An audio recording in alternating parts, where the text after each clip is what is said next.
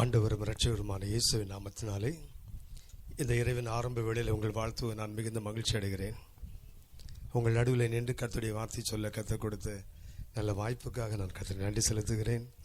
அழைப்பு என்பதை காட்டிலும் நான் இங்கே வருவதற்கு எனக்கு நீங்கள் காட்டின அன்புக்காக நான் நன்றி செலுத்துகிறேன். விசேஷமாய் பாஸ்டர்மா அருமையான தம்பி எல்லாருமே அவங்களுடைய அன்பு ரொம்ப விசேஷமானது. நாங்கள் நிற்பதற்கு ஒரே ஒரு காரணம் அவருடைய அன்பு தான். அழைப்பு என்று கூட சொல்ல மாட்டேன், அவருடைய அன்பு தான். இந்த நாளில் நான் உங்கள் நடுவில் இருப்பதில் மிகுந்த மகிழ்ச்சி அடைகிறேன். சபையின் பேர் உங்களுக்கு தெரியும், கிறிஸ்தவ குடும்ப சபை. ஆகவே நான் ஒரு குடும்பத்தை குறித்து இந்த நாளில் பேச விரும்புகிறேன். சரியா சரியா ஏங்க ரொம்ப அமைதியாக உட்காந்துருக்கீங்க? நல்லா கவனிங்க, நான் சொல்கிற செய்தி கொஞ்சம் கடினமான செய்தி. சரியா, கொஞ்சம் கஷ்டமாக தான் இருக்கும், ஆனால் உங்கள் வாழ்க்கையை மாற்றும். கண்டிப்பாக நாம் ஜெபிப்போம், கண்ணில் மூடுவோம், கர்த்தரை நோக்கி பார்ப்போம், ஜெபிப்போம். மாலை ஆயிற்று, பொழுதும் போயிற்று. ஆண்டவரே, எங்களோடு இரும் என்று அழைத்த அந்த எம்மாவு சீஷர்களைப் போல நாங்களும் இந்த மாலை வேளையிலே உம்மை நோக்கி அழைக்கிறோம். வழியிலே வசனத்தை பிட்டு உள்ளத்தை கொழுந்து விட்டு எரிய பண்ணினவரே, அறையிலே அப்பத்தை பிட்டு கண்களை திறந்தவரே, இந்த மாலை வேளையில் எங்கள் ஒவ்வொருவருக்கும் அந்த அனுபவத்தை தருவீராக. வசனத்தின் வெளிச்சம் எங்களுடைய உள்ளான மனிதனுக்குள் விளட்டும் ஐயா. வானமும் பூமியும் ஒளிந்து போனாலும் ஒளியாத உம்முடைய வார்த்தையின் வல்லமை எங்கள் ஒவ்வொருவருக்குள்ளும் விழும்படியாய் இந்த இரவின் ஆரம்ப வேளையில் எங்களை தாழ்த்துகிறோம். கிருபை தாரும். வசனத்தை கேட்பது மாத்திரமல்ல, அதன்படி செய்கிறவர்களாய் எங்கள் ஒவ்வொருவரையும் மாற்ற எங்களை அர்ப்பணிக்கிறோம். எங்கள் ஆண்டவர் இயேசு கிறிஸ்துவ மூலம் ஜெபிக்கிறோம், பரிசுத்த பிதாவே, ஆமென் ஆமென். நம்ம எல்லாருக்கும் தெரியும், பழைய ஏற்பாடு, பைபிளில் உள்ள பழைய ஏற்பாடு எபிரேய மொழியில் எழுதப்பட்டது, புதிய ஏற்பாடு கிரேக்க மொழியில் எழுதப்பட்டது. அந்த கிரேக்க மொழியில் புதிய ஏற்பாட்டை பார்த்தீங்கன்னா குடும்பம் என்பதற்கும் வீடு என்பதற்கும் ஒரே வார்த்தை தான். வீடு என்பதற்கும் குடும்பம் என்பதற்கும் ஐகோஸ் என்ற ஒரு கிரேக்க வார்த்தை. அந்த வார்த்தையின் பொருள் என்னவென்றால், அது வீட்டையும் குறிக்கும் குடும்பத்தையும் குறிக்கும். சபையின் பேர் என்ன? கிறிஸ்தவ குடும்ப சபை. இது குடும்பம் என்பது வீட்டை மாத்திரம் குறிப்பதில்லை, வீட்டில் இருக்கிற மனிதர்கள். ஆங்கிலத்தில் பார்த்தீங்கன்னா ஹோம் என்று ஒன்றை சொல்லுவார்கள், ஹவுஸ் என்று ஒன்றை சொல்லுவார்கள். அது ஹவுஸ் என்பது நாம் இருக்கின்ற இடம், ஹோம் என்பது அதில் வசிக்கிற மக்கள். பார்த்துருக்கீங்களா? சாப்பாடு நல்லா அந்த ஹோம்லி மீல்ஸ்ன்னு சொல்கிறாங்கல்ல, எங்கேயாவது ஹவுஸ்லி மீல்னு சொல்லியிருக்காங்க, சொல்ல மாட்டான். ஏன்னா அது கல்லை குறிக்கும், மண்ணை குறிக்கும். ஆனால் ஹோம் என்பது என்ன? அதில் வசிக்கிற மக்களை குறிப்பது. இந்த நாளில் நான் உங்களோடு லேவியராகமம் 14ஆம் அதிகாரம் 33 முதல் 45 வரை உள்ள வசனங்களை அடிப்படையாக கொண்டு நான் இந்த நாளிலே ஒரு குடும்பத்தை குறித்து நான் உங்களோடு பேச விரும்புகிறேன், ஒரு வீட்டை குறித்து பேச விரும்புகிறேன். ஒன்றை நீங்கள் நான் மிக தெளிவாக புரிந்து கொள்ள வேண்டும். ஆண்டவராகிய இயேசுவிடத்தில் ஒரு முறை ஒரு பணக்கார வாலிபன், அவன் ஒரு அதிகாரி என்றும் வேதம் சொல்லுகிறது. அவன் ஒரு பணக்காரன், அவன் ஒரு அதிகாரி, மாத்திரமல்ல அவன் ஒரு வாலிபன். இந்த மூன்றும் இருந்த ஒருவன் ஆண்டவராகிய இயேசுவிடத்தில் வந்து கேட்டான், ஆண்டவரே, நான் பரலோகத்துக்கு வர வேண்டுமானால், நித்திய ஜீவனை அடைய வேண்டுமானால் நான் என்ன செய்ய வேண்டும்? ஆண்டவராகிய இயேசு சொன்னா, நீ கற்பனைகளை கைக்கொள். உடனே அவன் கேட்டான், கற்பனைனா எந்த கற்பனையா? ஏனென்றால் உங்களை அறிந்திருக்க கூடும், 10 கற்பனைகள் என்று கேள்விப்பட்டிருப்பீங்க. அந்த 10 கற்பனைகளை 2 கற்களில் எழுதி கொடுக்கப்பட்டது. 10 கற்பனை 2 கற்களில். அப்படின்னா ஒரு கல்ல எத்தனை இருக்கும்னு கேட்டீங்கன்னா கண்ணை மூடிட்டு சொல்வீங்க 5 5. ஆமாவா இல்லையா? ஆனால் 4 6 10 கற்பனைகள் 2 கல்லில் எழுதப்பட்டது. ஒரு கல்ல 4, மற்றொரு கல்ல 6. ஏன் அப்படி எழுதி கொடுக்கப்பட்டது என்றால், முதல் 4 கற்பனைகள் மனிதனுக்கும் கடவுளுக்கும் உரியது. அடுத்த 6 மனிதனுக்கும் உரியது. 10 கற்பனைகளை 2ஆக பிரித்தால், ஆண்டவராகிய இயேசு எடுத்து கேட்டபோது சொன்னார், எல்லாவற்றுக்கும் மேலாக உன் தேவனை அன்பு கூறு, உன்னை போல உன்னுடைய அயலானிடத்தில் அன்பு கூறு. 10 கற்பனை 2ஆக தான் கர்த்தர் பிரித்தார். ஏனென்றால் முதல் 4 கற்பனைகள் கவனிச்சு பார்த்தீங்கன்னா தெரியும், நானே உன்னுடைய தேவன், என்னை என்று உனக்கு வேற தேவர்கள் உண்டாயிருக்க வேண்டாம். அடுத்தது என்ன? எனக்கு ஒப்பான ஒரு விக்கிரகத்தை செய்யாத. மூணாவது, என்னுடைய நாமத்தை வீணிலே வழங்காத. 4 நாட்களை பரிசுத்தமாக ஆசரிக்க வேண்டும். இந்த 4 கற்பனைகளும் மனிதன் தேவனோடு இருக்கின்ற உறவுக்கு செய்ய வேண்டிய கடமைகள். அடுத்த 6 பார்த்தீங்கன்னா, தகப்பன தாயை கனம் பண்ணு, பொய் சொல்லாத, களவு செய்யாத, கொலை செய்யாத, பிறன் பொருளை இச்சியாதே. இதெல்லாம் மனிதனுக்கும் உள்ள கற்பனைகள். அப்படின்னா கற்பனை எத்தனை? 2 தான். ஒன்று மனிதனுக்கும் தேவனுக்கும், அடுத்தது மனிதனுக்கும். இதுதான் 10 கற்பனைகள். அந்த பணக்கார வாலிபன் வந்தானே, அதிகாரி வந்து கேட்டான், ஆண்டவரே, நான் நித்திய ஜீவனை அடைய வேண்டுமானால் என்ன செய்ய வேண்டும்? உடனே இயேசு சொன்னார், கற்பனைகளை கைக்கொள். உடனே நம்ம என்ன கேட்டான் தெரியுங்களா? எந்த கற்பனையை? அதாவது முதல் கல்லா 2வது கல்லா? எந்த கற்பனை? தேவனுக்கும் மனிதனுக்குமா? இயேசு மிக அழகாக சொன்னார், மனிதனுக்கும் உள்ளது. வேதத்தை நீங்கள் வாசித்து பார்த்தீங்கன்னா என்ன சொல்லுவா தெரியுங்களா? கொலை செய்யாத, களவு செய்யாத, திருடாத, பிறன் பொருளை இச்சியாதே, தகப்பன தாயை கனம் பண்ணு. இயேசு சொன்ன கற்பனை என்ன? பரலோகம் போகணும்னா எந்த கற்பனையை கைக்கொள்ள சொன்னார்? மனிதனுக்கும் உள்ளதை. ஆனால் இன்றைக்கு நாம் பெரும்பாலும் போதிப்பது மனுஷனுக்கும் தேவனுக்கும் உள்ளதை போதிச்சுட்டு இருக்கிறோம். ஒன்றை நீங்கள் நானும் அறிந்து கொள்ள வேண்டும். இயேசு மிக அழகாக சொன்னார். 1 யோவான் 4ஆம் அதிகாரம் 20ஆம் வசனத்துல, காண்கிற சகோதரன் காணாத இறைவன், காண்கின்ற சகோதரன் காணாத தேவன். இயேசு என்ன சொன்னார்? வேதம் என்ன சொல்ல தெரியுங்களா? காண்கிற சகோதரன் நேசிக்க முடியாதவன், நீ காணாத தேவனை நேசிக்கிறேன் என்பது பொய். அவன் யாரு? பொய்யன். இன்னும் சொல்ல போனா பிசாசு என்று ஆண்டவர் சொல்லிவிட்டார். அப்படியானால் நாம் இன்றைக்கு தேவனோடு உள்ள உறவை நாம் வளர்த்துக் கொள்ள விரும்புகிறோம். தேவனுடைய பார்வைக்கு உண்மை உள்ளவர்களாக இருக்க விரும்புகிறோம். ஆனால் வேறும் சொல்லுகிறது, பரலோகம் போகணும்னா முதல்ல எது சரியா இருக்கணும்? மனித உறவுகள் சரியாக இருந்தால் தான். சொல்ல போனா, நான் ஆண்டவர் மேல் அதிக அன்பு வைத்திருக்கிறேன், தேவனை நான் அதிகமாக நேசிக்கிறேன் என்பதை எதை வைத்து அளப்பதென்றால், என்னுடைய மனித நேயத்தை வைத்துத்தான் தேவனோடு உள்ள உறவை அளக்க வேண்டும். அதாவது நான் மனிதனோடு எப்படி உறவு கொள்கிறேன், என் சக மனிதனோடு மனிதாபிமானத்தோடு மனித நேயத்தோடு நான் எப்படி இருக்கிறேனோ அதுதான் நான் காண்கிற சகோதரனை நேசிப்பது தான் காணாத தேவனை நேசிப்பதுடைய அளவுகோல். அந்த பணக்கார வாலிபன் ஆண்டவரிடத்தில் என்ன கேட்டான்? நான் நித்திய ஜீவனடைய என்ன செய்ய வேண்டும்? இயேசு சொன்னது கற்பனை. எந்த கற்பனை? மனிதனுக்கும் உள்ள கற்பனை. என் அன்புக்குரியவர்களே, ஒன்றை நீங்களாரும் புரிந்து கொள்ள வேண்டும். மேலே ஒரு ராஜ்யம் இருக்குது, பரலோக ராஜ்யம். கீழே ஒரு ராஜ்யம் இருக்கிறது, நரகம். இந்த 2க்கும் மையப்புள்ளி எது தெரியுங்களா? குடும்பம் தான் மையப்புள்ளி. மார்க் 3ஆம் அதிகாரம் 24ஆம் வசனத்தை நீங்கள் வாசித்து பார்ப்பீர்களானால் ஆண்டவராகிய இயேசு சொல்வார், ஒரு ராஜ்யம் தனக்குத்தானே பிரிந்திருந்தால் அது நிலை நிற்க மாட்டாதே. 3ஆம் அதிகாரம் 26ஆம் வசனத்தை பார்த்தீங்கன்னா, அப்படியே சாத்தானும் தனக்குத்தானே பிரிந்திருந்தால் நிலை நிற்க மாட்டான். நல்லா கவனிங்க. மார்க் 3:24 என்ன வாசிக்கிறோம்? ஒரு ராஜ்யம் தனக்குத்தானே பிரிந்திருந்தால் அது என்ன செய்யாது? ஒரு ராஜ்யம் என்பது ஆண்டவருடைய ராஜ்யத்தை குறிப்பது. அந்த ராஜ்யம் கூட நாம் தெரிந்திருக்குது. பிதா, குமாரன், பரிசுத்தாவின் சொல்றோமே, 2 பேரும் 3 பேரும் ஒன்றாக இருக்கிறார்கள். இவங்களுக்குள்ள ஒரு சண்டை வந்துட்டுன்னு வச்சுங்களேன், பரலோக ராஜ்யம் நிலைச்சு நிற்குமா? நிற்காரு. அதைத்தான் இயேசு சொன்னார். அதே போல சாத்தான் இருக்கிறார் இல்லையா? இருக்கிறானா? கொஞ்சம் மரியாதையாவே சொல்லுவோம், சரியா? என்னன்னாலும் பெரிய அண்ணன்ல, கொஞ்சம் மரியாதையாவே சொல்லுவோம். அவரு இந்த சாத்தான் இருக்கிறாரே, தேவன் யாரு? பிதா, குமாரன், பரிசுத்தாவி. சாத்தான் ஒருத்தரா 3 பேரா?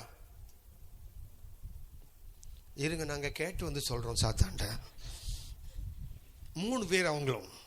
அதாவது இது எப்படி பரிசுத்த திருத்துவமோ அப்படியே அது அசுத்த திருத்துவம். சாத்தான், அடுத்தது அந்தி கிறிஸ்து, அடுத்தது கள்ள தீர்க்கதரிசி. 3 பேர்.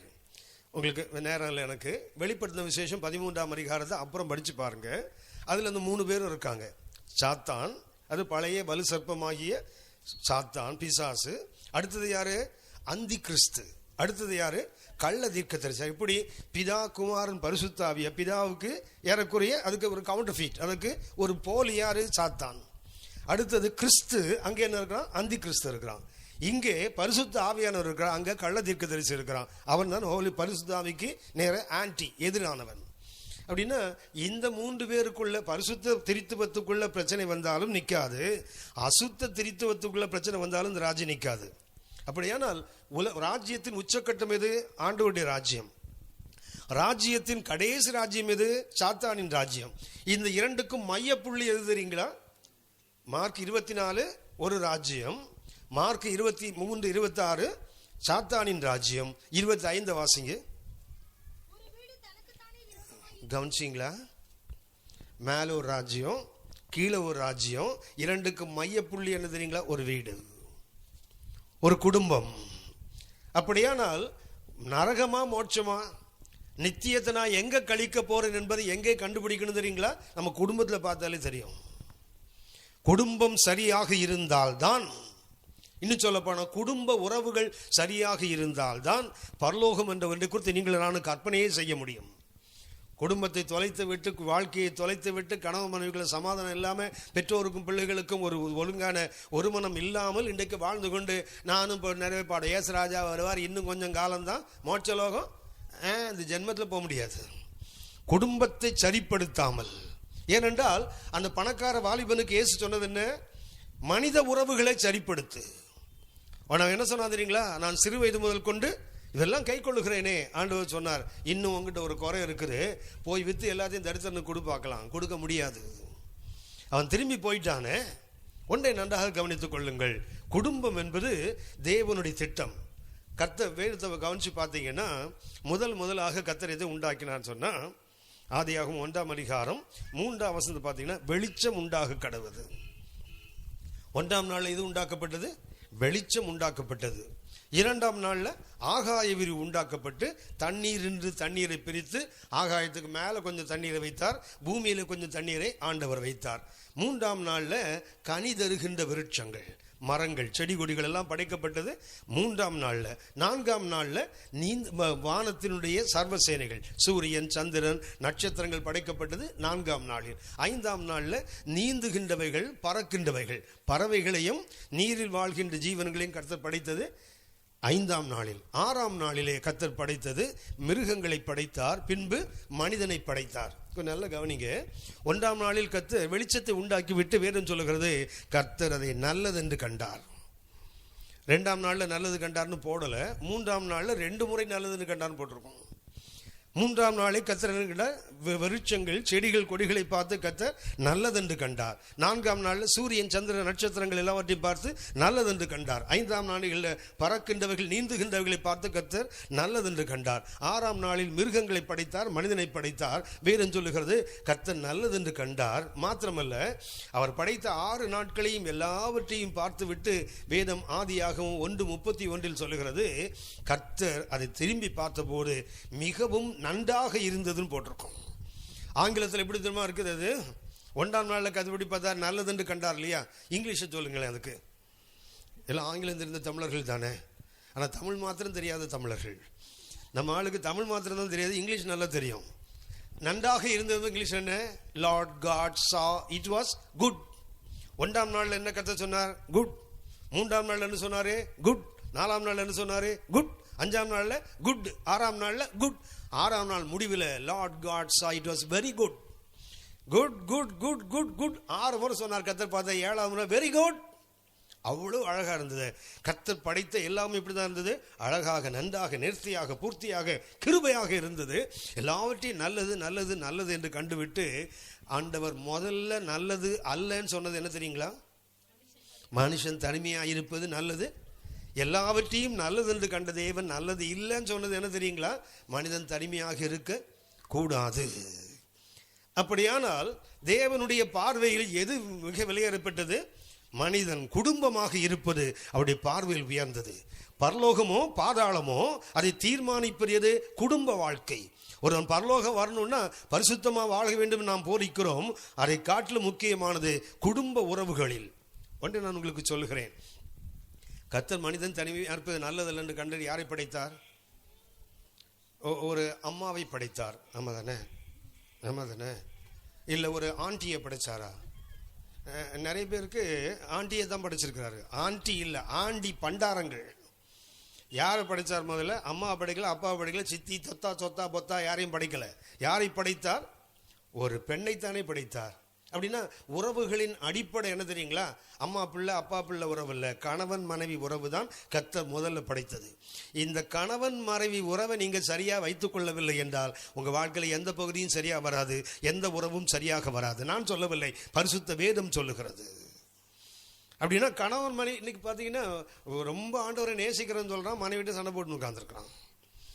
எத்தனை வருஷம் ஆனாலும் எனக்கு ஒரு அங்கிள் இருந்தார், அவர் அடிக்கடி சொல்வார், டே 2 கட்டி போட்டானுங்கடா, ஒன்று தரைக்கு இழுக்குது, ஒன்று தண்ணிக்கு இழுக்குது, எது வரைக்கும் சாகிற வரைக்கும் இழுத்துட்டே தான் இருக்கும். சாகிற வரைக்கும் சமாதானம் இல்லை. ஒரு பிராமண குணத்திலிருந்து கர்த்தரை ஏற்றுக்கொண்டு வந்து இறக்குற 35 ஆண்டுகள் கர்த்தருக்குள்ளே வாழ்ந்தவர்கள், என்ன முதியவர்கள். நான் அடிக்கடி அவங்கள பார்க்க போகும்போது அந்த ஆண்டி சொல்லுவாங்க, தம்பி அந்த ஆள் ரட்சிக்கப்படவே இல்லை, யார் வீட்டுக்காரனை 35 வருஷம் சபையில் இருக்கிறாங்க, குடும்பம். ஏன்னா எல்லாவற்றையும் இயேசுவுக்காக விட்டு வந்தவங்களுக்கு அந்த அம்மா சொல்கிற சாட்சி என்ன, அந்த ஆள் ரட்சிக்கப்படவே இல்லை தம்பி. சும்மா அந்த ஆள் கோயிலில் மூப்பரவர் வேற கூப்ப சொல்லி தெரியுறான்.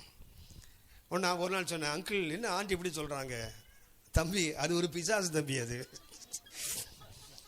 எத்தனை வருஷம் கர்த்தருக்குள்ள 35 வருஷம் இருக்கிறாங்க. கணவனவே அதுக்கு முன்னாடியே 3 பிள்ளைகளுக்கு திருமணமாய் பிள்ளைகள் இருக்குது. ஆனால் 2 பேருக்கு என்ன நம்பிக்கை தெரியுங்களா? இது இந்த ஜென்மத்தில் பரலோகம் போகாது. அவரு அந்த அம்மா சொல்லுவாங்க, இந்த இடத்த வாசப்படி கூட வர முடியாது. 2 பேரும் ஒன்றா தான் இருக்கிறாங்க. அப்படியான நாம் இன்றைக்கு ஒரு ஆவிக்குரிய வாழ்க்கையை வாழ்கிறோம். ஆனால் நம்ம குடும்பம் எப்படி இருக்கும் கொஞ்சம் யோசித்து பாருங்க. இந்த இரவு வேளை நான் உங்களுக்கு லேவியராகவும் 14ஆம் அதிகாரம் 33 முதல் 45 வரை உள்ள வேத பகுதியில் வழக்கமான உங்களுக்கு சொல்கிறேன், என்ன கொஞ்சம் பாருங்களேன், கொஞ்சம் பாருங்களேன் எல்லாரும். லேவியராகமம் ஒழுங்காக படிப்பீங்களா? படிக்க மாட்டோம். சரியா? ஏயா நாங்கள் படிக்காததுலேருந்து ஒன்று எடுத்து சொல்கிறேன், அப்படியாவது நீங்கள் படிக்க மாட்டீங்களான்னு தான் அதுலேருந்து சொல்கிறேன். சரியா? நமக்கு பைபிளில் சில பகுதிகள் பார்த்தாலே நமக்கு தோஷம் ஒத்து வராது. சரியா? என்னுடைய நண்பர் ஒருவர் என் கூட அசோக்லைனில் ஒர்க் பண்ணிட்டு இருந்தார். 36 நான் அவரை சந்திக்கும் போது அவர் 36, நான் கேத்தலிக்லேருந்து ஆண்டவர்களை வந்தவன். ஆனால் அவர் அப்படி இல்லை, அவர் பரம்பரை கிறிஸ்தவர். அவர் சொன்னார், பரம்பரை பெந்தகோஸ்தே. அவர் சொன்னார், 36 முறை பைபிள் படிச்சிருக்கேன் பிரதர். உடனே எனக்கு ஒரே சந்தோஷம், பரவாயில்ல, இப்போ அப்படி ஒரு கத்திரி பிள்ளையை பார்த்தோமே, அது நம்ம கூட வேலை செய்கிறாரு, பெரிய சந்தோஷம் அப்படி சொன்னேன். 36 முறையும் ஃபுல்லாக படிச்சிருக்கீங்களான்னு கேட்டேன். இல்லை, அந்த யோபு மாத்திரம் படிக்க மாட்டேன். ஏன்னா யோபு படிக்கும்போது சோதனை வருதான் அவருக்கு, அதனால படிக்கிறதே விட்டுட்டேன் நான். பைபிளில் தள்ளுறதுக்கு எதுதான் உண்டு, எல்லாமே கத்திரி வார்த்தை. அதில் தள்ளுறதுக்கு இன்னொரு முறை ஒரு குடும்பத்தில் சொன்னாங்க, நாங்கள் எல்லா பைபிளையும் படிப்போம், அந்த உன்னத பாட்டு மாத்திரம் படிக்க மாட்டோம், அது கெட்ட புஸ்தகமா. அது என்ன புஸ்தகமா? கெட்ட புஸ்தகத்தை ஆவியான பைபிளில் வச்சிருக்கிறாரு. ஒரு சிலர் இருக்காங்க தங்கங்கள், எது வரைக்கும் வரும் தெரியுங்களா? அந்த 3 யோவான் நிருபம் வரைக்கும் வருவாங்க, யூதாவை எட்டி பார்ப்பாங்க, வெளிப்படுத்தின விசேஷத்துக்குள்ள. ஏன்னா அது போனால் அவர் ஆவி பிடிச்சிருப்பாருங்க, நேராக ஆதியாகமத்துக்கு வந்துடுவாங்க. படித்து மாத்திரம் என்ன புரிய போகுது? அண்ணன் ஜெபம் பண்ணும்போது சொன்னாங்க, வசனத்தை கேட்கிறவன் கை கொள்ளுகிறவன் வாசிக்கிறவன்லாம் அதோடு நிறுத்திப்போம். நம்ம அப்படி சொல்லுவாள், எவனாவது வாசிக்கிட்டோம், நம்ம கேட்டுட்டு அப்படியே காப்பாற்றப்படுவோம். ஒன்று கவனியுங்கள், வேதத்தில் எந்த புத்தகத்தையும் நீங்கள் நானும் தள்ளுவதற்கில்லை. கோயம்புத்தூரில் ஒரு முறை ஒரு கன்வென்ஷனில் பேசும்போது ஒரு ஆங்கிலோ இந்தியன் சகோதரர், ரயில்வேயில் ஒர்க் பண்ணுறவர், அவரும் தீவிரமான கேத்தலிக்காக கத்தருக்குள்ளே வந்திருக்கிறார். அவர் வந்து லேவியராகமத்திலேருந்து ஒரு முறை ஒரு செய்தியை அந்த கன்வென்ஷனில் பேசின போது அவர் முடிஞ்ச பிறகு வந்து கேட்டார், பிரதர் நான் அந்த லேவியராகவும் இது வரைக்கும் படித்ததே இல்லை, ஏன் படித்ததில்லைன்னு கேட்டேன். அதுக்குள்ளே நுழைஞ்சா புச்சரி ஷாப்புக்குள்ளே போகிற மாதிரி இருக்குதான், அதாவது கசாப்பு கடைக்குள்ளே போகிற மாதிரி இருக்குதான். லேவியராகமத்தில் போனால் எப்படி இருக்குதான், ஆட்டை வெட்டு மாட்டை வெட்டு தோலை உரி சாணியை எடு துண்டு துண்டா போடு, இதை நெருப்பில் போடு. இதை பார்த்து அவர் சொன்னார், நாத்தம். அந்த புஸ்தகத்துக்குள்ளே போனாலே என்ன பண்ணும், மூக்கை பிடிச்சிக்கிற மாதிரி அது ஒரு நாத்தையா, அதெல்லாம் நான் படிக்கிறதே இல்லை. ஆனால் இன்னைக்கு தான் என் கண்களை கத்த திறந்தார், லேவியராகமத்தில் இப்படிலாம் கூட செய்தி இருக்குதா, இப்படியும் ஒரு ஆவிக்குரிய அர்த்தங்கள் உள்ள செய்தி இருக்குதா. ஏன் நான் உங்களுக்கு இன்னைக்கு லேவியராகமத்தை சொல்ல விரும்புகிறேன் என்றால், நிறைய புஸ்தகங்களை குறிப்பாக நாம் படிப்பதே இல்லை. லேவியராகமத்தில் குடும்பத்தை பற்றி ஒரு அற்புதமான ஒரு கருத்து அதுக்குள்ள இருக்கிறது. நாம் சொன்ன லேவியராகமம் 14:33 45 வரை, 33, 34 யாராவது வாசிங்க. பின்பு கர்த்தர் மோசேயையும் ஆரோனையும் நோக்கி, நான் உங்களுக்கு காணியாட்சியாக கொடுக்கும் கானான் தேசத்திலே நீங்கள் போய் சேர்ந்த பின்பு உங்கள் காணியாட்சியான தேசத்தில் கரெக்டா தப்பா படிச்சீங்க. அது குஷ்ட ரோகம் அல்ல, தோஷம். ஆமாவா? நான் தப்பா சொன்னேனா? இல்லை, ரைட். கவனிங்க. ஒன்றும் இல்லை, மனுஷனுக்கு வந்தால் ரோகம், வீட்டுக்கு வந்தால் தோஷம், அவ்வளோதான். மனுஷனுக்கு வந்தால் என்ன? குஷ்ட ரோகம். வீட்டுக்கு வந்தால், கவனிச்சிங்களா? அந்த வசனம் மிக அற்புதமாக சொல்லுகிறது. நான் உங்களுக்கு காணியாட்சியாக கொடுக்கிற தேசத்திலே ஒரு வீட்டிலே குஷ்ட தோஷத்தை வர பண்ணினால். நல்ல கவனித்துக் கொள்ளுங்கள். நம்ம எல்லாருக்கும் மூளையில் ஒன்று இருக்குது தெரியுங்களா? உதாரணமாக சொல்கிறேன். பைபிள் எடுத்து படிக்கணும்னு நினச்சி எடுத்த உடனே தூக்கம் வருதா? அது ஏன் கேட்குறீங்க? இஸ்துக்குன்னு போகுது அப்படி ஆள. பைபிளை தூக்குனா அது எங்கே போகிறேன்னே தெரிய மாட்டேங்குது. தொப்புன்னு கையிலேருந்து பைபிள் விழுதில்ல, விழுதா? அது ஏன் கேட்குறீங்க? இன்னைக்கு கூட விழுந்தது. கவனிங்க.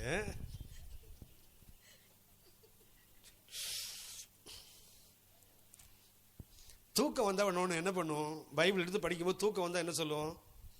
பிசாசு தூக்கத்தை கொண்டு வந்துட்டான் பிரதர், அப்படி தானே சொல்லுவோம். ஆமாவா? ஆமாவா? நான் என்ன சொல்லுவேன்னா, பிசாசு தூக்கத்தை கொண்டு வந்தான், நான் பலான்னு வாங்கி ஒரு அறை. யாருக்கு? பிசாசுக்கு இல்லை, உங்களுக்கு. தூக்கமா வருது, பலார்னு ஒரு அறை விட்டு பாருங்க. இல்லை அடிச்சு பார்த்தேன், அப்புறமும் தூக்கத்தை என்கிட்ட வாங்க, நான் ஒன்று போடுறேன். நமக்கு என்ன தெரியுங்களா? ஒரு நல்லது வந்தா கர்த்தர், ஒரு தீமையானது வந்தால் பிசாசு. இது நமக்கு நாமே வஞ்சித்துக் கொள்வது ஒன்று.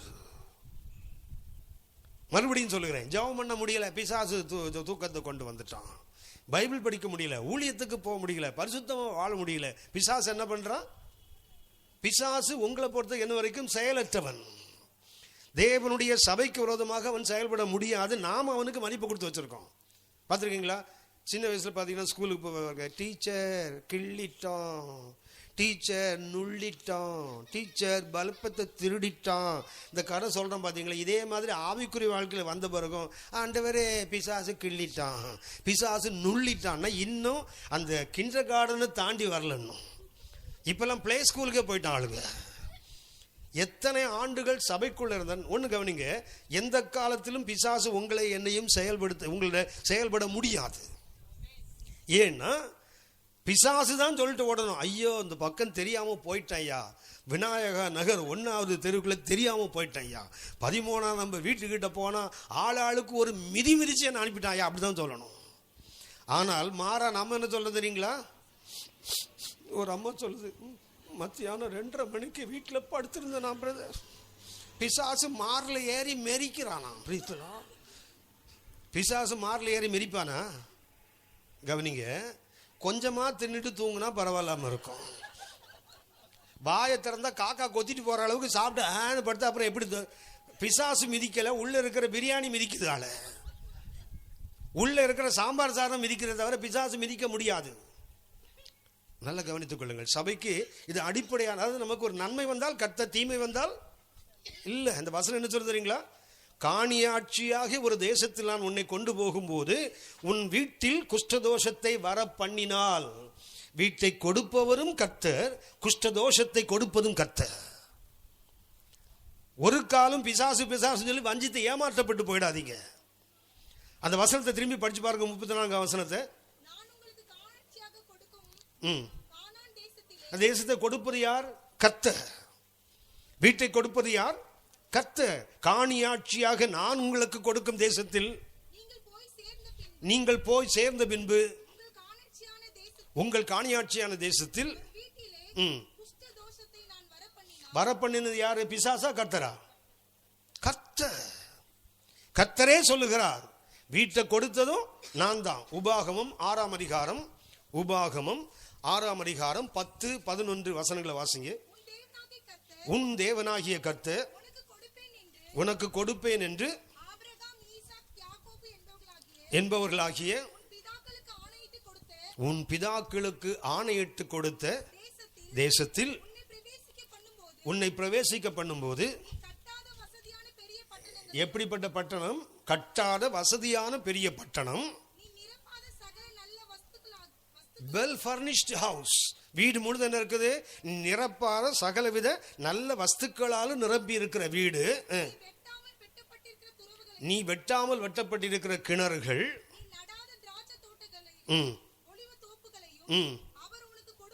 அப்படின்னா நகரத்தை கொடுப்பதும் கானானுக்குள்ள கொண்டு போயிட்டு பட்டணங்களை மாத்திரமல்ல, வீடுகள், எப்படிப்பட்ட வீடு, வெல் ஃபர்னிஷ்ட் ஹவுஸ் சொன்னேனே, எல்லா விதமான சோஃபா கம்பெட்ல இருந்து எல்லாம் போட்டு வச்சிருக்க அந்த வீட்டில், எந்த குறையும் இல்லாமல் எல்லாமே நிரப்பி வைத்திருக்கிறார். மாத்திரமல்ல, நாம் வெட்டாத கிணறுகள், நாம் நடாத தோட்டங்கள், இதெல்லாம் கொடுத்தது யாரு? கர்த்தர். அப்படின்னா வீட்டை கொடுத்ததும் கர்த்தர், அந்த வீட்டில் தோஷத்தை கொண்டு வருகிறவரும் கர்த்தர் தான். ஒன்றை நல்ல மறுபடியும் சொல்லுகிறேன், தூக்கம் வந்தால் உடனே என்ன பண்ணுவோம்? பிசாசு. கொஞ்சம் மழை அதிகமாக பெய்தா, கொஞ்சம் மழை அதிகமாக பெய்தா என்ன மழை? பேய் மழை. காற்று கொஞ்சம் வேகமாக அடித்தா பேய் காற்று. நல்ல கவனிங்க, இதில் எதையுமே பிசாசு கொண்டு வர முடியாது. தூக்கம் அதிகமாக வந்தால், இப்போ உதாரணமாக வசனம் கேட்டுட்டு இருக்கீங்களே, ஆமாவா எங்க ஆமாவான்னு கேட்டேன், ஆமாம் தானே. இப்போ தூக்கம் வந்தா அது நீங்கள் பேசுகிறத பொறுத்து. அது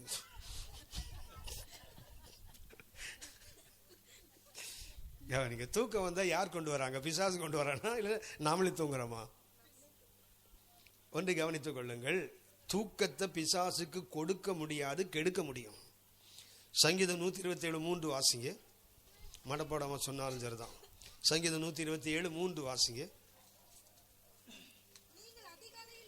நீங்கள் அதிகாலையில் எழுந்து நேரப்பட வேலையில் தரித்து வருத்தத்தின் அப்பத்தை சாப்பிடுகிறதும் விருதா. அவரே தமக்கு பிரியமானவன். பிசாசு கொடுக்கிறானா தூக்கத்தை, இல்ல கர்த்தர் கொடுக்கிறாரா? அவரே தமக்கு பிரியமானவனுக்கு. இதை பிரசங்கத்து முதல்ல சொல்லியிருக்கலாமே எங்களுக்கு. சபையில தூங்கினான்னு என்ன அர்த்தம்? நாங்களாம் கர்த்தருக்கு ரொம்ப பிரியமானவங்க, அதனால தூக்கம் கொடுக்கிறார், அப்படித்தானே? அவரே தமக்கு பிரியமானவனுக்கு நித்திரை அளிக்கிறான்னு அர்த்தம் என்ன? சபையில வந்தா எங்களுக்கு ஒரே தூக்கமா வருது. இந்த நீர் யானை வாயை திறக்கும் தெரியுங்களா? சொல்ல வாய் திறக்குது இல்ல, சரியா? அதுக்கு பேர் என்ன பேரு? கெட்ட ஆவியது. கொட்டாவியில் அது கெட்ட ஆவியது.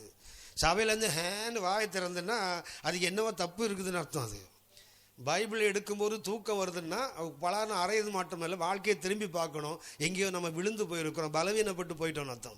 ஜெபம் பண்ணும்போது, இல்லை பைபிள் வாசிக்கும் போது, இல்லை கர்த்தருடைய சமூகத்தில் இருக்கும்போது தூக்கம் வருதுன்னா கொஞ்சம் கவனித்து பார்க்கணும், ஆவிக்குரிய வாழ்க்கையில் எங்கேயோ விழுந்து போயிருக்கிறோன்னு அர்த்தம்.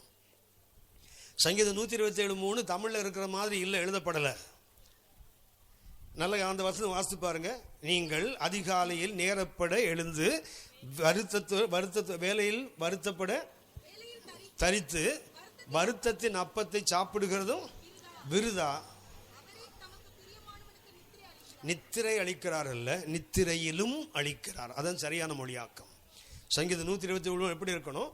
அவரே தமக்கு பிரியமானவர் நித்திரை அளிக்கிறார் அல்ல, நித்திரையிலும். அதாவது நித்திரை அளிக்கிறான்னா தூங்கிடுவான். இது அப்படி இல்லை, தூங்கிட்டு இருந்தா கூட கர்த்தர் என்ன செய்வார்? யோசித்து பாருங்க. ஆதாம் தூங்கி கொண்டிருக்கும் போது தானே ஏவாளை எடுத்து கொடுத்தார் அவருக்கு. நித்திரையிலும் அளிக்கிறவர். எலியா சூரச்செடிகளில் சுருண்டு தூங்கிட்டு இருக்கும் போது தானே கர்த்தர் தட்டி எழுப்பி ஆகாரத்தை கொடுத்து இன்னும் நடந்து போ, நீங்க போக வேண்டிய தூரம் என்று கர்த்தர் சொன்னாரே. நித்திரை அளிக்கிறவர் அல்ல, அது தவறான மொழியாக்கம். அது எப்படி இருக்குதுங்களா? அவரே தமக்கு பிரியமானவனுக்கு. அந்த வசனம் ஃபுல்லா படிச்சு பாருங்க. அதிகாலையில் ஒருத்தன் எழுந்து நேரப்பட வேலையில் தரித்திருந்து வருத்தத்தின் அப்படி சாப்பிட என்ன பண்றான்? காலையில் எழுந்து எல்லாரும் எழுதுக்கு முன்னாடி ஓடி ஓடி போய் வேலை செய்கிறான், வருத்தத்தோடு சாப்பிடுறான். ஆனா அது என்ன? வேஸ்ட். அதை விட கர்த்தரை நம்பி நீ தூங்கிட்டு இருந்தா கூட கர்த்தர் உடனே ஆசீர்வதிப்பார். அதுதான் அந்த வசனத்துக்கு அர்த்தம். அப்படின்னா அவரே நித்திரை அளிக்கிறார் அல்ல, நித்திரையிலும் அளிக்கிறவர். அதனால தூக்கம் வந்தா யார் கொடுக்குறாங்க? பிசாசு கொடுக்குறான்னு சொல்லாதீங்க. அவர் உங்களை என்னையும் தூங்க வைத்து கூட என்ன செய்வார்? அவர் ஆசீர்வாதத்தை கொடுக்க வல்லவர். நம்ம ஆண்டவர் தூக்கத்தை மாத்திரம் கொடுக்கல, தூங்கும் போது கூட என்ன கொடுப்பார்? ஆசீர்வாதத்தையும் சேர்த்து கொடுக்கிறவர். அதுதான் தேவனுடைய மகத்துவம். மழை பெய்தா கொஞ்சம் சொன்னேனே, அதிகமாக மழை பெய்தா அதுக்கு என்ன பேரு? பேய் மழை என்று சொல்லாதீர்கள். மழையை பிசாசு கொண்டு வர முடியாது. எரேமியா 14ஆம் அதிகாரம், எரேமியா 14ஆம் அதிகாரம் 22ஆம் வசனம் வாசிங்க. புறஜாதிகளுடைய வீணான தேவர்களுக்கு என்னதுக்காக? எப்படிப்பட்ட கேள்வி பாருங்க. எரேமியா கேட்கிறான், புறஜாதிகளுடைய வீணான தேவர்களால் மழையை பெய்ய பண்ண முடியுமா? நம்ம ஊர்ல வர்ண பகவான் என்று ஒன்று வச்சிருக்கிறோம் இல்லையா, மழைக்கென்று ஒரு கடவுளை வச்சிருக்கிறோம். ஆனால் வேறு என்ன கேட்க தெரியுங்களா? புறஜாதிகளுடைய வீணான தேவர்களால் மழையை பெய்ய பண்ண முடியுமா? அல்லது அல்லது விஞ்ஞானி சொல்ற மாதிரி தண்ணீர் நீராவியாகி மேலே போய் அப்படி போய் குளிர்ந்து மலையில மோதி திருப்பி நதியா வருதுன்னு சொல்றானே, அது தானாக வருமா? வராது. அதாவது இதுக்கு மழைக்கென்று வேற தேவர்களும் இல்லை, மாத்திரமல்ல மழை தானாகவும் வானங்கள் மழையை பெய்யாது. எங்கள் தேவனாகிய கர்த்தராயிருக்கிற நீர் அல்லவோ. அப்ப மழையை பெய்ய பண்றது யாரு? அல்லது அதிகமா மழை பெய்தா பேய் மழைன்னு சொல்லாதீங்க, அது கர்த்தருடைய மழை. அதிகமா தூங்குனா அது பேய் தூக்கம்னு சொல்லாதீங்க, அது கர்த்தருடைய தூக்கம். காற்று கொஞ்சம் அதிகமா வீசுனா பேய் காற்று. சங்கீதம் 148:8 வாசிங்க. சங்கீதம் 148:8. சங்கீதம் 148:8. உறைந்த பனியே, மூடு பனியே. என்ன போட்டிருக்குது? அவர் சொற்படி செய்யும். அது பேய்காற்று இல்லம்மா, பெருங்காற்று. அவர் சொற்படி செய்யும் பெருங்காற்று. அப்படின்னா காற்றாக இருக்கட்டும், மழையாக இருக்கட்டும், தூக்கமாக இருக்கட்டும், கொண்டு வருவது யார்? நமக்கு என்ன பழக்கம்னா, கர்த்தர் செய்வதெல்லாம் யாருக்கு கொடுத்தோம்? பிசாசு கொடுத்துருவோம். ஆண்டவராகிய இயேசு காற்றும் கடலும் அலைக்கழித்து கொண்டிருக்கிறது கலிலேயா கடல்ல. இயேசு கடல் மேல் நடந்து வருகிறார். சீஷர்கள் படகுகளை தத்தளித்து கொண்டிருக்கிறார்கள். இயேசு கடல் மேல் நடப்பதை கண்டபோது அவன் என்ன சொன்னா தெரியுங்களா? ஆவேசம் என்று கலங்கி கதர்னானா. ஏன்? யூதர்களுக்கு, குறிப்பாக மீன் பிடிக்கிறவர்களுக்கு ஒரு மூட நம்பிக்கை உண்டு. யூதர்களுக்கு என்ன நம்பிக்கைன்னா, காற்றும் கடலும் பொங்கினால் அதன் மேல கடல் தேவதை நடந்து வருவாள். இது யூதனுடைய நம்பிக்கை. ஒரு முட்டாள்தனமான நம்பிக்கை. என்னதான் இயேசுநாதர் பின்பற்றினாலும் அந்த சீஷர்களுக்கு எது போகல? அந்த பாரம்பரிய புத்தி போகல. நமக்கு இன்னும் செவ்வாய்க்கிழமை கல்யாணம் பண்ண மாட்டோம்ல. என்னதான் ரட்சிக்கு போயிட்டு சபைக்குள்ள வந்தாலும் செவ்வாய்க்கிழமை செவ்வாயோ வெறுவாயோ அப்படின்றான் ஒருத்தன். செவ்வாயினா என்ன ஆயிடுமா? வெறுவாயா ஆயிடுமா? அட பாவி, வெறுவாயா இருந்தாதான் எவனாவது வாயில போடுவான். வாய் நிறைய எவன் போடுவான்? போயிடுவான் தான். பண்டு கவனியுங்கள், பைபிள்ல ஒரே ஒரு திருமணம் தான் நடந்தது. என்னைக்கு? எந்த கல்யாணம்? காணா. அவருக்கு என்னைக்கு நடந்தது தெரியுங்களா? 3ஆம் நாள் செவ்வாய்க்கிழமை. Praise the Lord. 3ஆம் நாள் என்னைக்கு? ஹலோ, 3ஆம் நாள் என்னைக்கு? 1ஆம் நாள் ஞாயிற்றுக்கிழமை. யூதனுக்கு ஓய்வு நாள் என்ன தெரியுங்களா? 7ஆம் நாள் தான், சனிக்கிழமை தான் அவனுக்கு ஓய்வு நாள். ஞாயிற்றுக்கிழமை 1, திங்கட்கிழமை 2, செவ்வாய்க்கிழமை. நான் முதல்ல சொன்னேனே உங்களுக்கு, 1ஆம் நாள் கர்த்தர் நல்லதுன்னு கண்டான்னு போட்டிருக்கு இல்லையா? 2ஆம் நாள் என்ன போடலை பைபிளில்? நல்லதுன்னு கண்டார்னு போடலை. ஆனால் 3ஆம் நாளில் பார்த்தீங்கன்னா 2 முறை கர்த்தர் எழுதியிருப்பார் நல்லதுன்னு கண்டார். அப்படின்னா நீங்கள் எந்த செவ்வாய்க்கிழமை கல்யாணம் பண்ண மாட்டேன்னு ஒதுக்குறீங்களோ அந்த செவ்வாய்க்கிழமையில கர்த்தர் 2 முறை ஆசை. மற்ற எல்லா நாளுக்கும், மற்ற 6 நாளுக்கும் ஒரு முறை தான் நல்லதென்று கண்டார். ஆனால் 2ஆம் நாளுக்கு காணல. அதுக்கு காரணம் வேற. 3ஆவது நாள் 2 முறை நல்லதென்று கண்டார். ஆனால் தான் யூதர்களுக்கு செவ்வாய்க்கிழமை ரொம்ப விசேஷம். 3ஆம் நாளில் ஏன் அவன் திருமணம் வைக்கிறான்? அது செவ்வாய்க்கிழமை. நம்ம செவ்வாய்க்கிழமைன்னா நமக்கு நல்ல நாள் இல்லைன்றோம். ஆனால் யூதர்களுக்கு. அப்போ என்னதான் நம்ம ரட்சிக்கப்பட்டாலும் நமக்கு இன்னும் என்ன போகலை? இன்னும் நாளும் கிழமையும் பார்க்கறது போகலைல்ல. இன்னும் தானே நமக்கு பயம் இருக்குது. இன்னும் தானே நமக்கு நம்முடைய தாத்தா பாட்டி சொல்லி கொடுத்த மூட நம்பிக்கை இன்னும் நமக்குள்ள இருக்குது இல்லை? வீட்டை விட்டு வெளியே போகும்போது கால் இடிச்சிட்டுன்னு வச்சிங்களேன் எங்கேயாவது, உடனே என்ன பண்ணுவோம்? வீட்டுக்குள்ளே வந்து தலையில் ஒரு தட்டு, கொஞ்சம் செம்பில் கொஞ்சம் தண்ணியை குடிச்சிட்டு உட்காந்துட்டு அப்புறம் தானே எழுந்து போக சொல்கிறோம். போகிறாப்பா, கொஞ்சம் உட்காந்து போப்பா. பாட்டி அன்னைக்கு சொல்லி கொடுத்து பேத்தி அதை மறக்காமல் வைத்து வச்சிருக்குல்ல. நம்ம ஊரில் பாருங்களேன், வைத்தியத்துக்கே என்ன பேர் வச்சிருக்கிறான்? பாட்டி வைத்தியம். அது உருப்படக்கூடாதுன்னு பாட்டி வைத்தியம்னு பேர் வச்சிருக்கான். என்னதான் சீஷர்கள் ரட்சிக்கப்பட்டாலும் இயேசுவோடு உண்டார்கள், உறங்கினார்கள், ஊழியம் செய்தார்கள், உபதேசம் கேட்டார்கள், உடன் இருந்தார்கள். ஆனால் எது மாத்திரம் போகல? மூட நம்பிக்கை போகல. பாருங்களேன், கடல் மேல் இயேசு நடந்து வருகிறார். உடனே என்ன பண்றான்? ஆவேசம் என்று கலங்கி கதறானுங்கள்ல. இயேசு என்ன சொன்னார்? நான் தான், பயப்படாதீங்கன்னு சொன்னார் இல்லையா? உடனே கவனியுங்கள், இவங்க இயேசுவை சொல்ல போனா தேவனை இவன் என்னன்னு பார்க்கறான்? வருவது கடவுள். இவன் என்ன பார்க்கறான்? அதை பிசாசுன்னு பார்க்குறான். பாருங்களேன், ஊரில் அவன் பிசாச கடவுள்னு பார்க்குறான். நம்மால் பாருங்களேன், கடவுளை போய் பிசாசுன்னு சொல்கிறான். பாருங்க, ஒன்றை கவனியுங்கள். வசனத்தை இவங்களுக்கு ஒழுங்காக தெரிஞ்சிருந்தா அவரை பிசாசுன்னு சொல்லியிருக்க மாட்டாங்க. கடல் மேல் அவன் நடந்து வருகிறாரே, அவனுக்கு யோபு 9ஆம் அதிகாரம் 8ஆம் வசனம் அவர்கள் படித்திருப்பார்கள். ஆனால் அந்த வசனம் அவங்க மூளைக்குள்ள இருந்திருக்குமானால் என்ன சொல்லியிருக்க மாட்டாங்க? அவரை அசுத்தாவி என்று சொல்லி இருக்க மாட்டார்கள். வாசிங்கம்மா. அவர் ஒருவரே, நல்ல கவனிங்க, அவர் ஒருவரே வானங்களை விரித்து சமுத்திர அலைமேல் நடக்கிறது. கடல் தேவதை நடக்குமா? கர்த்தர் நடப்பாரா? வசனம் என்ன சொல்லுது? அவர் ஒருவரே. அவர் ஒருவரே வானங்களை விரித்து சமுத்திர அலைகள் மேல் நடக்கிறவர்னு போட்டிருக்குதுன்னா, தண்ணி மேல ஒருத்தர் நடந்து வந்தா இந்த வசனம் தெரிஞ்சிருந்தா அவர் அசுத்தாவின்னு சொல்லுவானா? சொல்ல மாட்டான். ஏன்னா அவர் ஒரு தண்ணீர் மேல நடக்கிறாரா, அவர் இயேசுவாகத்தான் இருக்க முடியும். அதுதானே சொல்லி இருக்கணும். நம்ம எல்லா காலங்களிலும் பார்த்தீங்கன்னா தேவனுக்கு கொடுக்கிற மகிமையை எதுக்கு கொடுக்கறது தெரியுங்களா? பிசாசுக்கு தான் கொடுக்குறோம். படிக்க விட மாட்டேங்கிறான், ஜெபிக்க விட மாட்டேங்கிறான், வர விட மாட்டேங்கிறான், போக விட மாட்டேங்கிறான். இதே சொல்லி என்ன பண்ணுறோம்? நாம வஞ்சித்து கொண்டு இருக்கிறோம். நல்ல கவனித்துக் கொள்ளுங்கள். அப்படி கொஞ்சம் முன்னாடி தள்ளி வந்துருங்களா, இடம் இருக்குது. பின்னாடி வரவங்க ரொம்ப கஷ்டப்படுறாங்களே. இங்கெல்லாம் நிறைய இடம் இருக்குது, இங்கே நிறைய இடம் இருக்குது.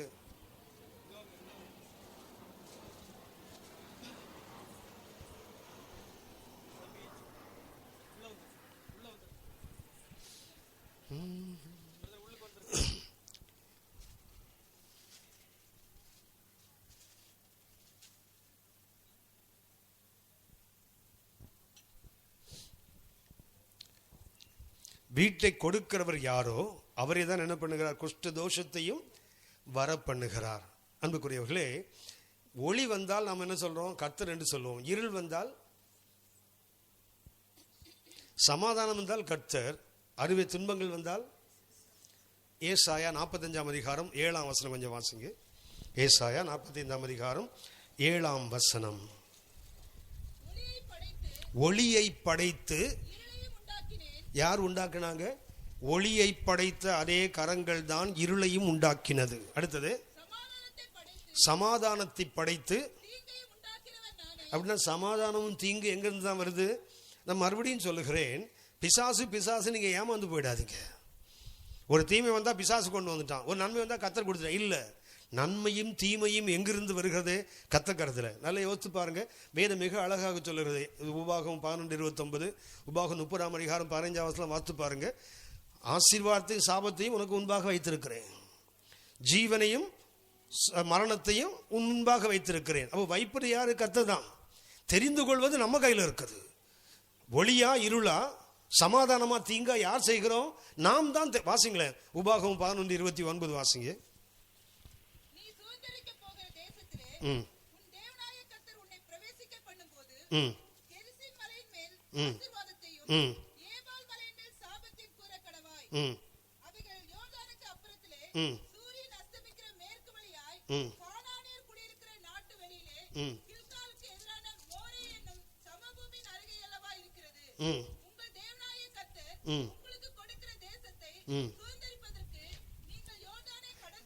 போதுமா? 26 வசனம் வாசிங்க. 26. இதோ இன்று நான் உங்களுக்கு முன்பாக ஆசீர்வாதத்தையும். எதை வச்சாரு? ஆசீர்வாதம் சாபம் வைத்தது யார்?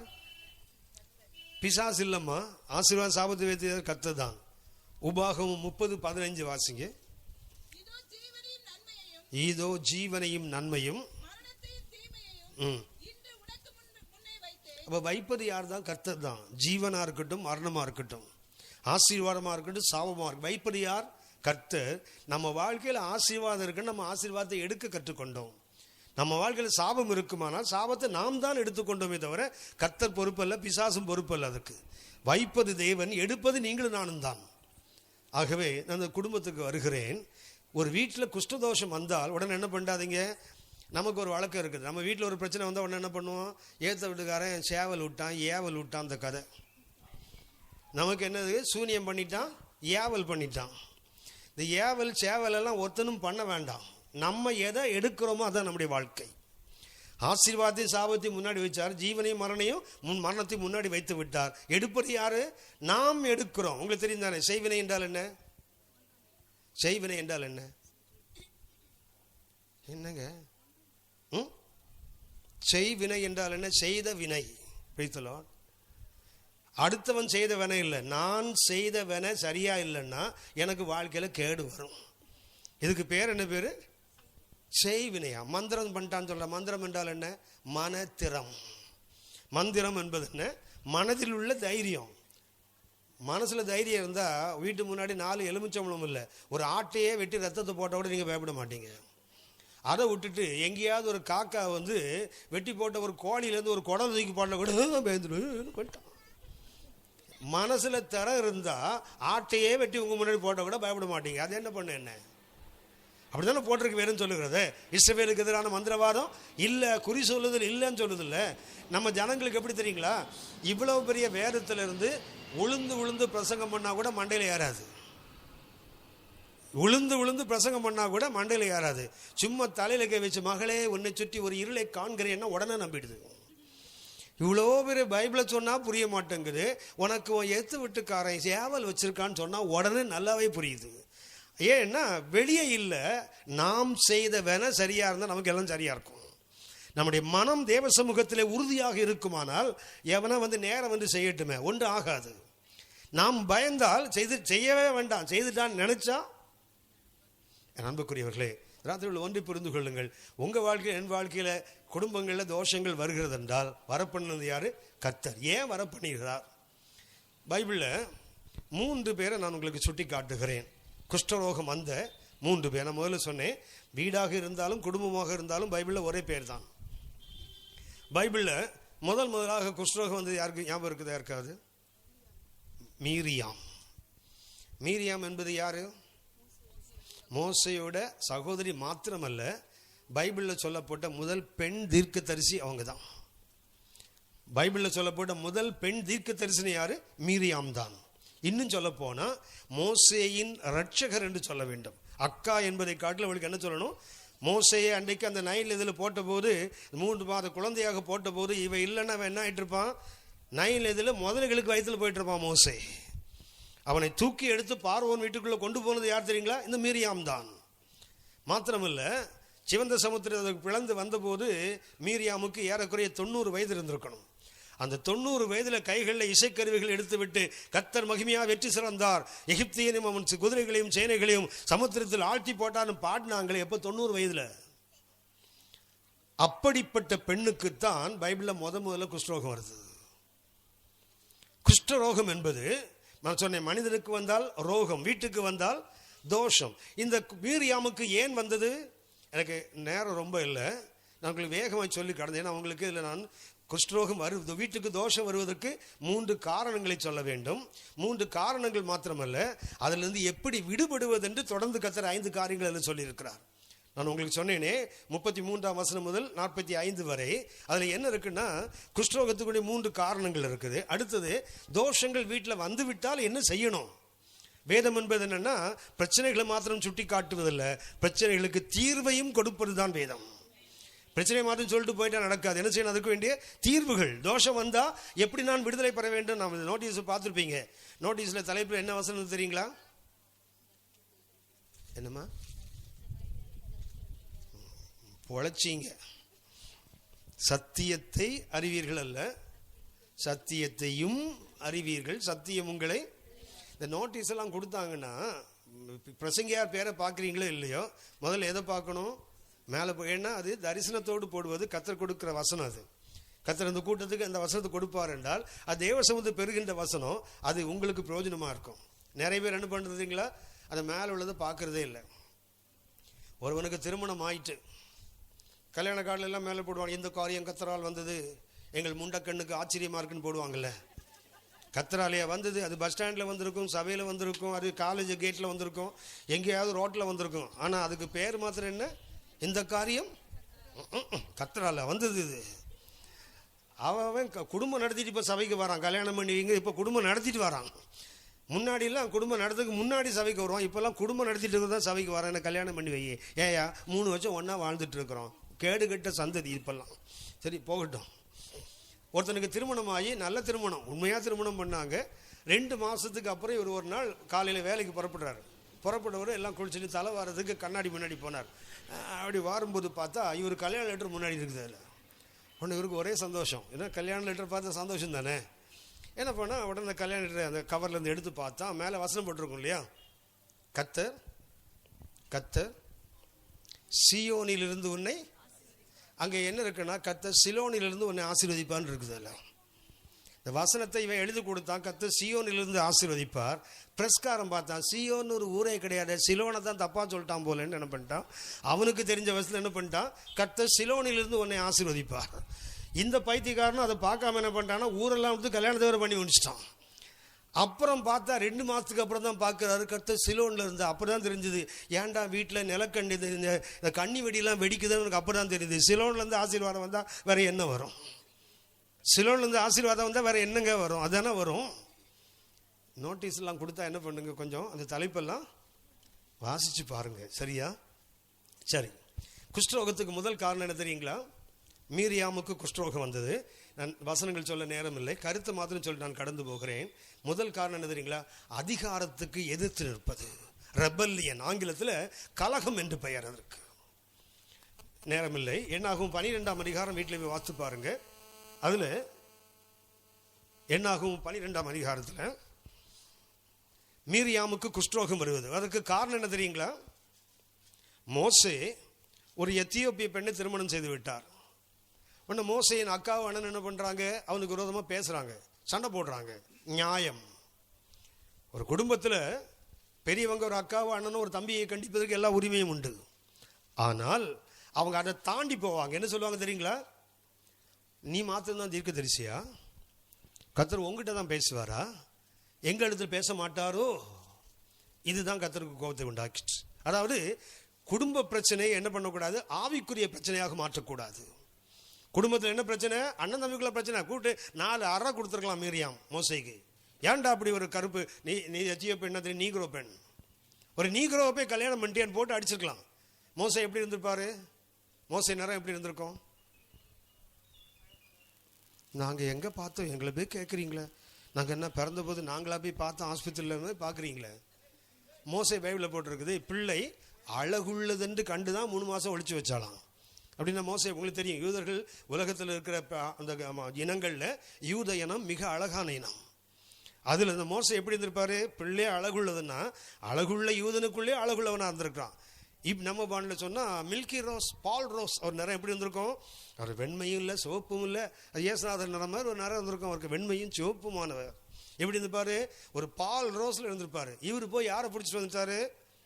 ஒரு எத்தியோப்பிய பெண், அது ஒரு நீக்ரோவை கூப்பிட்டு வந்துட்டாரு. அக்கா கோவம் வருமா வராதா? நிறைய அக்காலாம் என்ன பண்ணுறதுன்னா கண்ணாடியை பார்க்கறதே இல்லை, தம்பி மனைவியை மாத்திரம் பார்ப்பாங்க. இது பார்த்தீங்கன்னா அது சட்டிக்கு அடிப்பகுதி மாதிரி இருக்கும் அக்கா. ஆனால் அது சொல்லும், போய் போய் ஒரு கருங்குரங்க பிடிச்சிட்டு வந்துட்டியே அப்படின்னு. இப்படி சொன்னீங்க, அது கருங்குரங்காவே மாறிடும். அது சில அக்கா இருக்கிறாங்க, சில அக்கா தங்கச்சிகள்லாம் நல்லவங்க இருக்காங்க. என்ன பண்ணுவாங்க தெரியுங்களா? தம்பிக்கு ஒரு பொண்ணு தேடி 7 செருப்பு தேயணுமா. 7 ஜோடி செருப்பு தேஞ்சி கழுத்தில் யாரை கூப்பிட்டு வருவாங்க? கிளி மாதிரி ஒரு பொண்ணை கூப்பிட்டு வருவாங்களாம். பொண்ணு எப்படி இருக்கணுமா? தம்பி கருங்குரங்கா இருப்பான், அது வேற. ஆனால் தம்பிக்கு வர பொண்ணு மாத்திரம் எப்படி இருக்கணும்? கிளி மாதிரி வரணுமா. அது கிளி என்ன பொண்ணு வந்த உடனே ஒரே போடு, யார் எவ தேடினாலும் அவளை. நீ பொண்ணை கூட்டிட்டு வந்தா தானே அது குடும்பம் நடத்தும். கிளியை தேடினா அது கொத்தாம வேற என்ன பண்ணும்? மீரியாமுக்கு கோபம் வந்தால் என்ன பண்ணும்? மோசையை போட்டு 4 அறை அடிக்க அவளுக்கு உரிமை இருக்கு. ஏறக்குறைய ஒரு 7-8 வயசாவது இவ பெரியவனா இருப்பா அவனை காட்டிலும். என்ன செய்யணும்? ஏன்டா அப்படி தப்பு பண்ண? நீ இனம் கலவாத ஜாதி ஆயிட்டே. இது அந்நிய பெண்ணை போய் நீ திருமணம் பண்ணலாமா? கேட்பதற்கு அடிச்சிருக்கலாம். ஆனால் அவன் என்ன பண்ணா தெரியுங்களா? அந்த சமுதாய பிரச்சனையை, குடும்ப பிரச்சனை எங்கோட்டு சேர்த்தா தெரியுங்களா? ஆவிக்குரிய பிரச்சனையோடு. நாம் அப்படி தான் பண்ணுவோம். ஊழியம் செய்கிற ஒரு சகோதரன் வீட்டில் இருப்பான், ஊழியம் செய்கிற ஒரு அம்மா வீட்டில் இருப்பாங்க. அந்த அம்மா இடம் ஒன்று தப்புனா, இதான் நீ பைபிள் படிக்க லட்சணமா? இதுக்கு தான் பைபிள் இதுக்கு தெரிஞ்சிருவா நடக்கிறியா? அது சொல்லாதீங்க. ஏனென்றால் நாம் என்ன செய்வோம் தெரியுங்களா? தேவன் கொடுத்த அதிகாரத்துக்கு எதிர்த்து நின்றால் குஷ்டதோஷம் தவிர்க்க முடியாது. ஒன்றே நான் உங்களுக்கு சொல்லுகிறேன், குடும்பத்தில் தலைவர் அப்பாவா அம்மாவா? ஐயோ பொய் சொல்கிறாங்களே, இவங்களை என்ன பண்ணட்டும்? யாருங்க சொன்னது அப்பான்னு? அம்மா நீங்கள் சொன்னீங்களா? நீங்கள் சொல்ல, அது நீங்கள் சொல்ல மாட்டீங்களே, தெரியுமே. உங்களுக்கு உண்மை தெரியும், நீங்கள் எப்படி சொல்லுவீங்க? அதை கவனிங்க. வீட்டில் யாரையா தலைவர்னு ஒரு பையன் கேட்டா, ஏன்ப்பா அவனுக்கு டவுட்டு? அம்மா தான் போயிட்டே இருக்கான் பாட்டு. பிள்ளைங்களுக்கு தெரியாதா? சில அம்மா மாதிரி பார்த்துருக்கீங்களா? பையன் தப்பு பண்ணுறான்னு சொல்லலாம், டேய் டேடி வந்தாருன்னா கொன்னுடுவாரா. அந்த பையன் இருக்காதுங்களா ஒரு மாதிரி பார்ப்பான். இது இந்த அம்மாவை கண்ட டேடி கொலையா நடுங்கிறாரு, இது வேற நம்மளை வேற கொல்றாராம் இவர். பசங்களை பார்த்துருக்கீங்களா? பயங்கர தினாவிட்டு. இந்த பொம்பளை பிள்ளைங்க இருக்குது தங்கங்கள், அது இந்த மாதிரி ஸ்டேஜில் இருக்காங்களோ ரொம்ப தங்கம். இந்த அம்மா இருக்குது தெரியுங்களா? சாரிம்மா ஒன்றும் இல்லை, பொதுவாக சொல்லி நீ தங்கம் இல்லை, நான் நிறைய பசும்பொண்ணு நான் சொன்னேன், நீ பொண்ணு தான், அதெல்லாம் பசும்பொண்ணு. என்ன பண்ணு தெரியுங்களா? இந்த மம்மி என்ன பண்ணு தெரியுங்களா? கூட்டு என்ன பண்ணும்? மம்மினா என்ன செய்யணும்? மம்மிக்கு இன்னொரு பேர் ஜிம்மி, சரியா? பேக் பேக் பேக் பேக் பேக் கத்தினே இருக்கும்ல. இந்த பிள்ளைங்களை திட்டும் போது, அம்மா திட்டும் போது பிள்ளைங்களை பார்த்துருக்கீங்களா? அம்மா அந்த பிள்ளையை கூப்பிட்டு, நாங்கள்லாம் இப்படியா வளர்ந்தோம், எங்கள் பாட்டி இப்படியா எங்களுக்கு சொன்னா, எங்கள் அம்மா இப்படி சொல்லும் போது அந்த பிள்ளைங்களை பார்த்துருக்கீங்களா? அம்மா முகத்தை தவிர மீதி எல்லாம் பார்க்கும். அம்மாவுக்கு ஏறும் பாருங்க வெறுப்பு. அது என்ன பண்ண தெரியுங்களா? அது அங்கேயும் இங்கேயும் பார்க்கும்போது என்ன நினைக்க தெரியுங்களா? இப்படி ஒரு லூசுக்கு பிள்ளையா பிறந்தம் பாருன்னு அது நினைச்சு நிற்காது. பிள்ளைகளுக்கு கண்டிக்கிறீங்களான உரிமை உள்ளவர்கள். ஆனால் என்ன பண்ணக்கூடாது தெரியுங்களா? தேவன் கொடுத்த அதிகாரத்தில் போய் கை வைக்கக்கூடாது. கர்த்தர் கொடுத்த அதிகாரம் யாருக்கு? மோசேக்கு கர்த்தர் அதிகாரத்தை கொடுத்தார். மீரியாம் தீர்க்கதரிசியாக இருக்கலாம், ஆரோன் ஒரு பெரிய பிரதான ஆசாரியனாக இருக்கலாம். ஆனால் கர்த்தர் கொடுத்த அதிகாரத்துக்கு எது நின்றால் சொல்லுகிறேன், குடும்பங்கள் ஏன் எனக்கு தோஷம் வருது தெரியுங்களா? குடும்பத்துக்கு தலைவர் அப்பான்னு நீங்க சொன்னீங்க, உண்மை அதுதான். ஆனால் கிறிஸ்தவ குடும்பங்களில் பார்த்தீங்கன்னா 99% குடும்பங்களில் அம்மா தான் தலைவர். அம்மா தான் தலைவர். ஏன் குடும்பத்தில் தோஷம் வராது? தேவன் கொடுத்த அதிகாரத்தை எங்கே மதிக்காமல் போகிறோமோ. பிள்ளைகளும் சரி மனைவியும் சரி யாருக்கு கீழ்ப்படிந்தவர்கள்? ஆதியாகமம் 3ஆம் அதிகாரம் 16ஆம் வசனம் வாசிங்க. ஆதியாகமம் 3.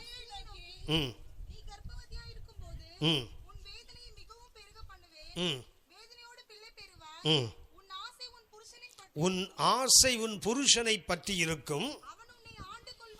ஆளுகை யாருக்கு கொடுக்கப்பட்டது? நல்லா கவனித்துக் கொள்ளுங்கள். தேவன் மனிதனை படைக்கும் போது ஆணுக்கும் பெண்ணுக்கும் பெரிய வித்தியாசம் கிடையாது. அதிகாரம் 2 பேருக்கும் சேர்த்து தான், ஆளுகை 2 பேருக்கும் சேர்த்து தான் கொடுக்கப்பட்டது.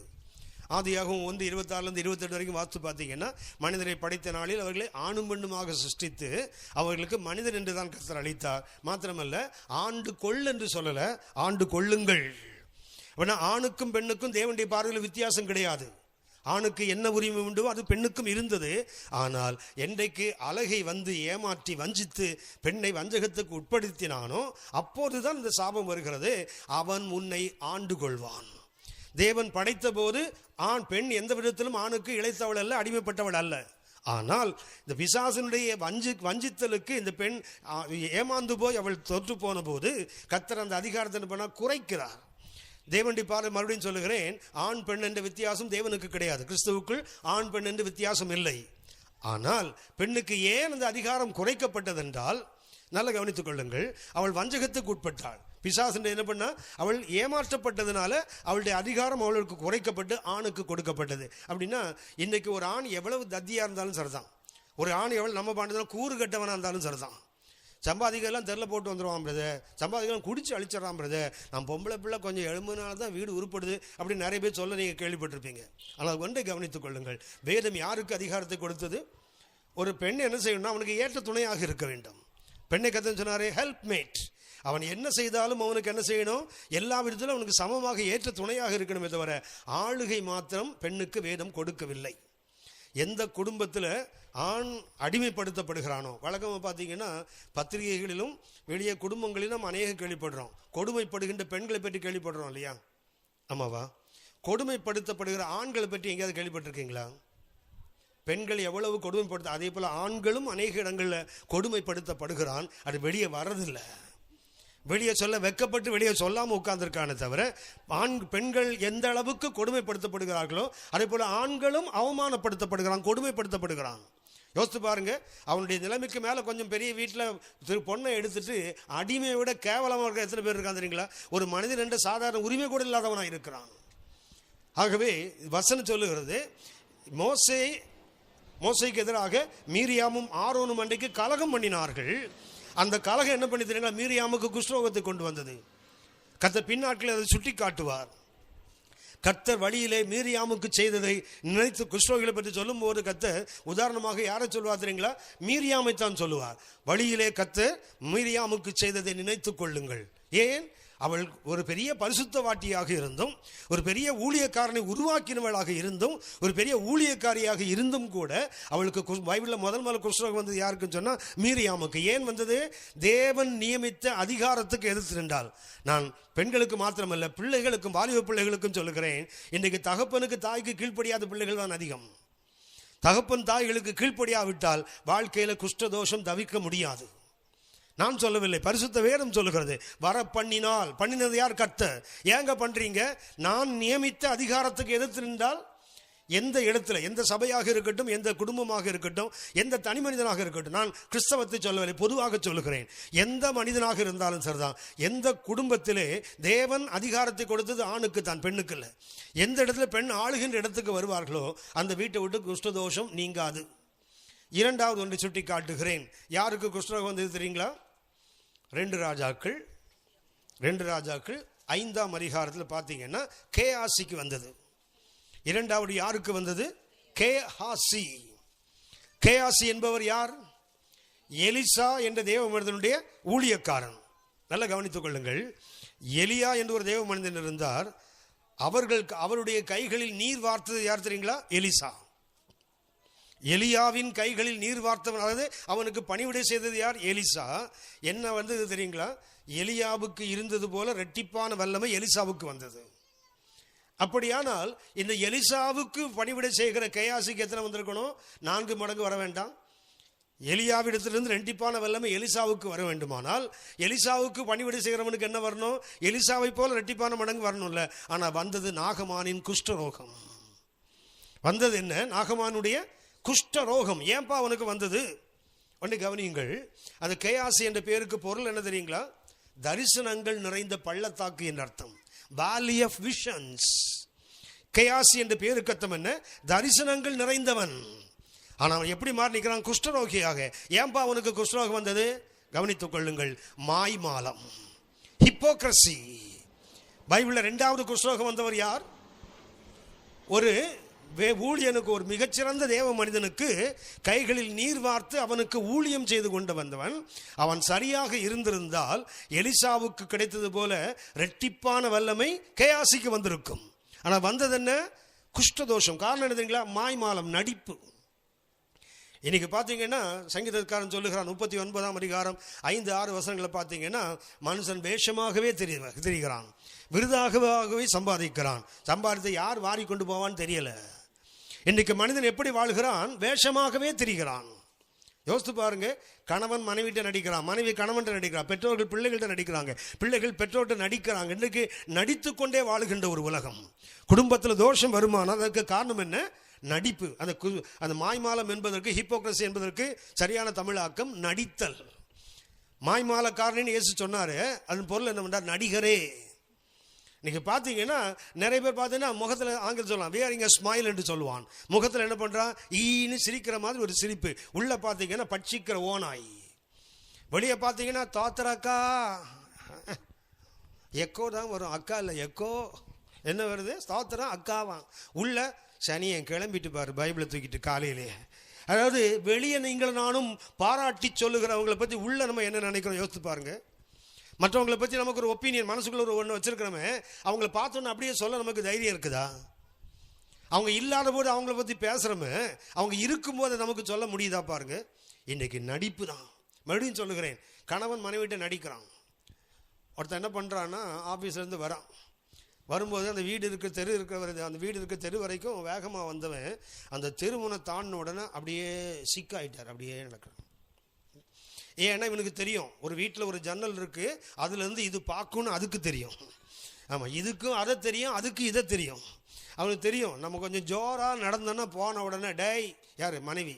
இப்போல்லாம் என்ன மரியாதைன்றீங்க? கணவனெல்லாம் முன்னாடி என்னங்கோ வாங்கோ போங்கோ அதெல்லாம். இப்போல்லாம் என்ன டேன்னு தான் கூப்பிட்றான். சமீபத்தில் நான் ஒரு ஊழியம் முடிஞ்சு வரும்போது அவங்க காரில் கொண்டு வீட்டில் கொண்டு விடுறேன்னு சொல்லி காரில் கூப்பிட்டு வந்தாங்க.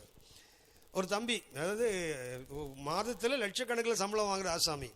அவருடைய காரை ஓட்டு வர்றது பக்கத்தில் உட்காந்துருக்கு. அவருடைய மனைவி பின்னாடி உட்காந்து சொன்ன, அங்கிள் உங்கள்கிட்ட கொஞ்சம் பேசணும், நான் இன்னைக்கு நான் உங்களோட காரில் வரேன். என்னை வந்துட்டு திருப்பி அவங்க வீட்டுக்கு தான் போகிறாங்க. ரொம்ப தூரத்துலேருந்து என்னை கூப்பிட்டு வராங்க. நான் இவன்கிட்ட பேசிகிட்டே வரும்போது திடீர்னு என்கிட்ட பேசிகிட்டே வந்துட்டு சொன்னேன், டே என்னடா கார் ஓட்டுற? யார்? வீட்டுக்காரனே. என்னடா மரியாதை இவ்வளவு பறந்து கொடி கட்டி பறந்து திரும்பி பார்த்தா யார் அம்மான்னு கேட்டேன். அங்கிள் உங்களை சொல்லுவானா? அவனை தான் சொல்கிறேன் அங்கிள். யாரை? அவன் என்னென்னா கார் அந்த டிராஃபிக்கில் என்ன பண்ணுறாரு, இந்த டேர்ன் பண்ணுற இடம் இருக்குது தெரியுங்களா, அதில் லாஸ்ட் ட்ராக்கில் போனால் என்ன செய்ய முடியாதுன்னா அப்படி நேராக போக முடியாது. அவன் போய் டேர்ன் பண்ணுறதுக்கு இது நிற்கணும். 2-3 இடத்துல அதே மாதிரி தப்பு பண்ணிட்டான். அதுக்கு சொல்லு, என்னடா கார் ஓட்டுற? வண்டி பின்னாடி இருக்கிற, ஒழுங்காக கார் ஓட்டு. என்னடா இவ்வளோ பெரிய மரியாதையா? ஒரு காலம் இருந்தது, வீட்டுக்காரன் பேரே சொல்ல மாட்டாங்க. சரியா? என்ன சொல்லுவாங்க? அவங்க சாமுக்கு அப்பா. ஐயோ அவ்வளோ மரியாதை. இப்போல்லாம் பார்த்தீங்கன்னா டேய் தான், அவ்வளோ மரியாதை.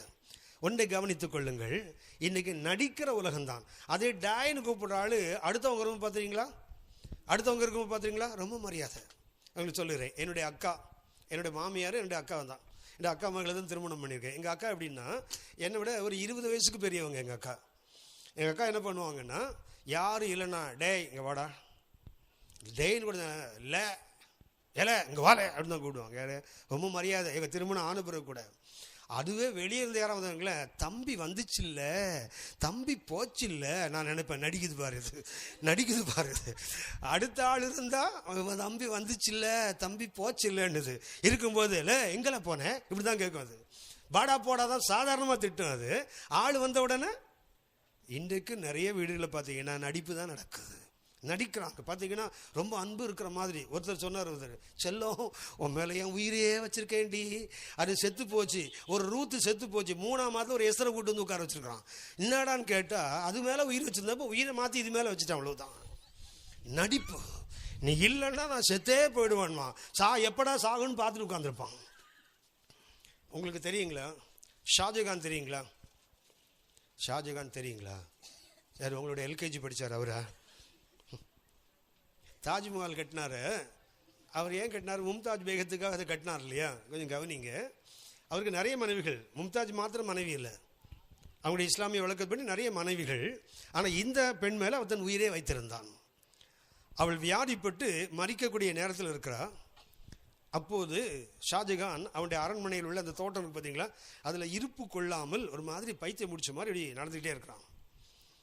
மும்தாஜ் இறந்து விட்டாள். அந்த செய்தியை சொல்றதுக்கு இப்போ தாவீதுக்கு குழந்தை செத்த உடனே சொல்ல ஆட்கள் வந்துடுறீங்களா? இதே போல் எல்லா அரசர்களுக்கும் கம்ஃபர்டர்ஸ், ஆறுதல் படுத்துறவங்க இருப்பாங்க. ஷாஜகானை ஆறுதல் படுத்த ஒரு டீம் வராங்க. அவங்கள பார்த்த உடனே ஷாஜகானுக்கு தெரிந்து விட்டது, மும்தாஜ் பேகம் மரித்து போனாள். என்ன பண்ணான்னு தெரியுங்களா? போய் அந்த அரண்மனை தோட்டத்தில் ஒரு சேர், ஒரு டேபிள் இருக்குது. அந்த சேரில் உட்காந்து டேபிளில் கைகளை வைத்து முகத்தை மூடிட்டு அழ ஆரம்பித்தான். அவங்க ஒன்றும் சொல்லலை. அவங்க வந்ததை பார்த்து இவன் புரிந்து கொண்டு, கதையில் வரலாறு, முகத்தை மூடிக்கொண்டு அழுதான். வந்தவங்க என்ன பண்ணானோ, கொஞ்சம் எனக்கு சரி அழுதுட்டு போட்டோம். ரொம்ப நேரம் குலுங்கி அழுது கொண்டே இருக்கிறான். பார்த்துக்கிட்டே இருந்தாங்க. கொஞ்ச நேரத்துக்கு அப்புறம் தானே, ராஜா அழுதது போதும், இவர் நாட்டை ஆளுகிறவன், ஒரு பெண் போனால் ஒன்றும் வாழ்க்கை முடிஞ்சு போகிறதில்ல, நாட்டு மக்கள் கோடிக்கணக்கான மக்கள் ஒன்று நம்பி இருக்காங்க, நீ மறுபடியும் பழைய நிலைக்கு வரணும். அந்த கைகளை எடுக்கலை. மற்றவன் என்ன பண்ணான், வந்து அந்த கைகளை பிரித்த போது வரலாறு, அவனுடைய கருப்பு தாடி வெள்ளையாயிடுச்சான். அந்த துக்கத்தில் முகத்தை மூடிட்டு அழுதான் தெரியுங்களா? அந்த கைகளை எடுத்த போது வரலாற்று சொல்லுகிறது, அந்த துக்கத்தினால, மனைவி இறந்த துக்கத்தினால அந்த கருப்பாக இருந்த தாடி அங்கங்கே வெள்ளையாக மாறிச்சான். அந்த துக்கத்தினால் எவ்வளோ பெரிய அன்பு வைத்திருப்பான் பாருங்க. சாதாரணமான இஸ்லாமிய அரசன் நிறைய பெண்களை கட்டி கொள்வார்கள், இதெல்லாம் நம்ம சொல்கிறோமே. கவனித்து பாருங்கள், ஒரு பெண் இறந்ததற்காக, ஒரு மனைவி இறந்ததற்காக அவன் கருப்பு தாடி வெள்ளையாக மாறிச்சான். நம்ம ரூபன் அண்ணனுக்கு பாருங்களேன், ரூத் அக்கா இறந்த உடனே வெள்ளை தாடியெல்லாம் கருப்பு தாடியாக மாறும். ஏன்னா ஒரு எஸ்ரை வீட்டுக்கு கூட்டு வரணும்ல, டை அடிக்கிறான் அளவுக்கு அந்த நம்மளு. ஏன்டா அவனுக்கு கருப்பு தாடி வெள்ளையாக மாறிச்சுன்னா உனக்கு ஏன்டா வெள்ளை தாடி கருப்பாக மாறுது? ஏன் இன்னொரு கூட்டு வந்துடணும். நடிப்பு. அப்படியே உயிரை வச்சிருக்கிறேன். ஐயோ, இந்த கதையெல்லாம் வேண்டாம். உண்மையாக வாழ்ந்தாலே போதும். எந்த குடும்பத்தில் நடிப்பு இருக்கிறதோ, எந்த குடும்பத்தில் மாய்மாலங்கள் இருக்கிறதோ, எந்த குடும்பத்தில் வேஷம் போடுகிறார்களோ, அந்த குடும்பத்தில் கண்டிப்பாக குஷ்டதோஷம் வரும். நான் சொல்லலை, வேதம் சொல்லுகிறது. மூன்றாவது ஒருவனை சுட்டி காட்டுகிறேன். உசியா என்ற ஒரு யூதாவின் ராஜா. உசியா ராஜா 2 நாளாகவும் 26ஆம் அதிகாரம் 16 முதல் நீங்கள் வாசிக்க வேண்டாம், வாசித்து பார்ப்பீங்கன்னா, 3வது பைபிளில் குஷ்டரோகம் வந்தது யாருன்னு சொன்னா உசியா என்ற ராஜா. உங்களுக்கு தெரியுமா? எனக்கு தெரியல. யூதாவின் ராஜாக்கள் 20 ராஜாக்கள் இருந்தாங்க. ரகோபயாம் என்ற ராஜாவிலிருந்து கடைசியாக அடிமைட்டு போன சிதைக்கியா ராஜா வரைக்கும் 20 பேர்கள் அரசர்கள்.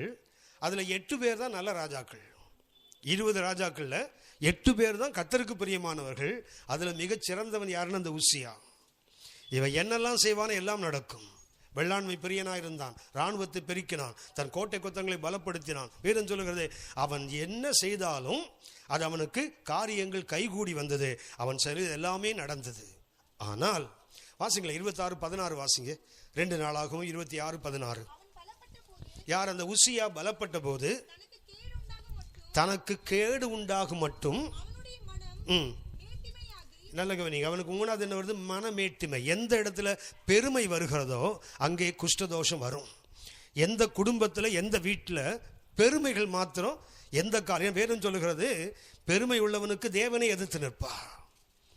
தேவன் ஒருவனுக்கு எதிர்த்து நின்றால், ஒரு குடும்பத்துக்கு எதிராக ஆண்டவர் வந்து நின்றால் அந்த குடும்பம் செழிக்க முடியுமா? அந்த குடும்பம் ஆசீர்வதிக்கப்பட முடியுமா? வேதம் சொல்லுகிறது, அவன் பலப்பட்ட போது அவனுக்கு கேடு உண்டாக மட்டும் அவன் மனம் என்ன செய்துதான் மேட்டிமை ஆயிட்டு. மன மேட்டிமை என்றால் என்ன? மன மேட்டிமை என்றால் என்ன? கம்முன்னு உட்கார்ந்துருக்குதுன்னு அர்த்தமா? மனமேட்டிமை என்றால் என்னையா? ஏதாவது வளருங்களேன். சும்மாண்ணா பெருமையாக இருக்கிறது, அதுக்கு அர்த்தம், பெருமைன்னு எல்லாருக்கும் தெரியும், அதுக்கு அர்த்தம் சொல்லுங்களேன். சரி, ரொம்ப எளிது. ஆள் எங்கே கிடக்கிறான்? ஆள் எங்கே கிடக்கிறான்? கீழே கிடக்கிறான். மனம் எங்கே இருக்குது? மேட்டில் இருக்குது. ஆள் எங்கே இருக்கிறான்? கீழே கிடக்கிறான். மனம் மாத்திரம் எங்கே இருக்குது? அதான் மன மேட்டிமை. ஆளு கீழே தான் இருக்கிறான். அவன் நிலை என்ன? சாதாரண நிலை. ஆனால் மனம் மாத்திரம் எங்கே இருக்குது? யாருடைய தவறு தெரியுங்களா? லூசிஃபரோட தவறு.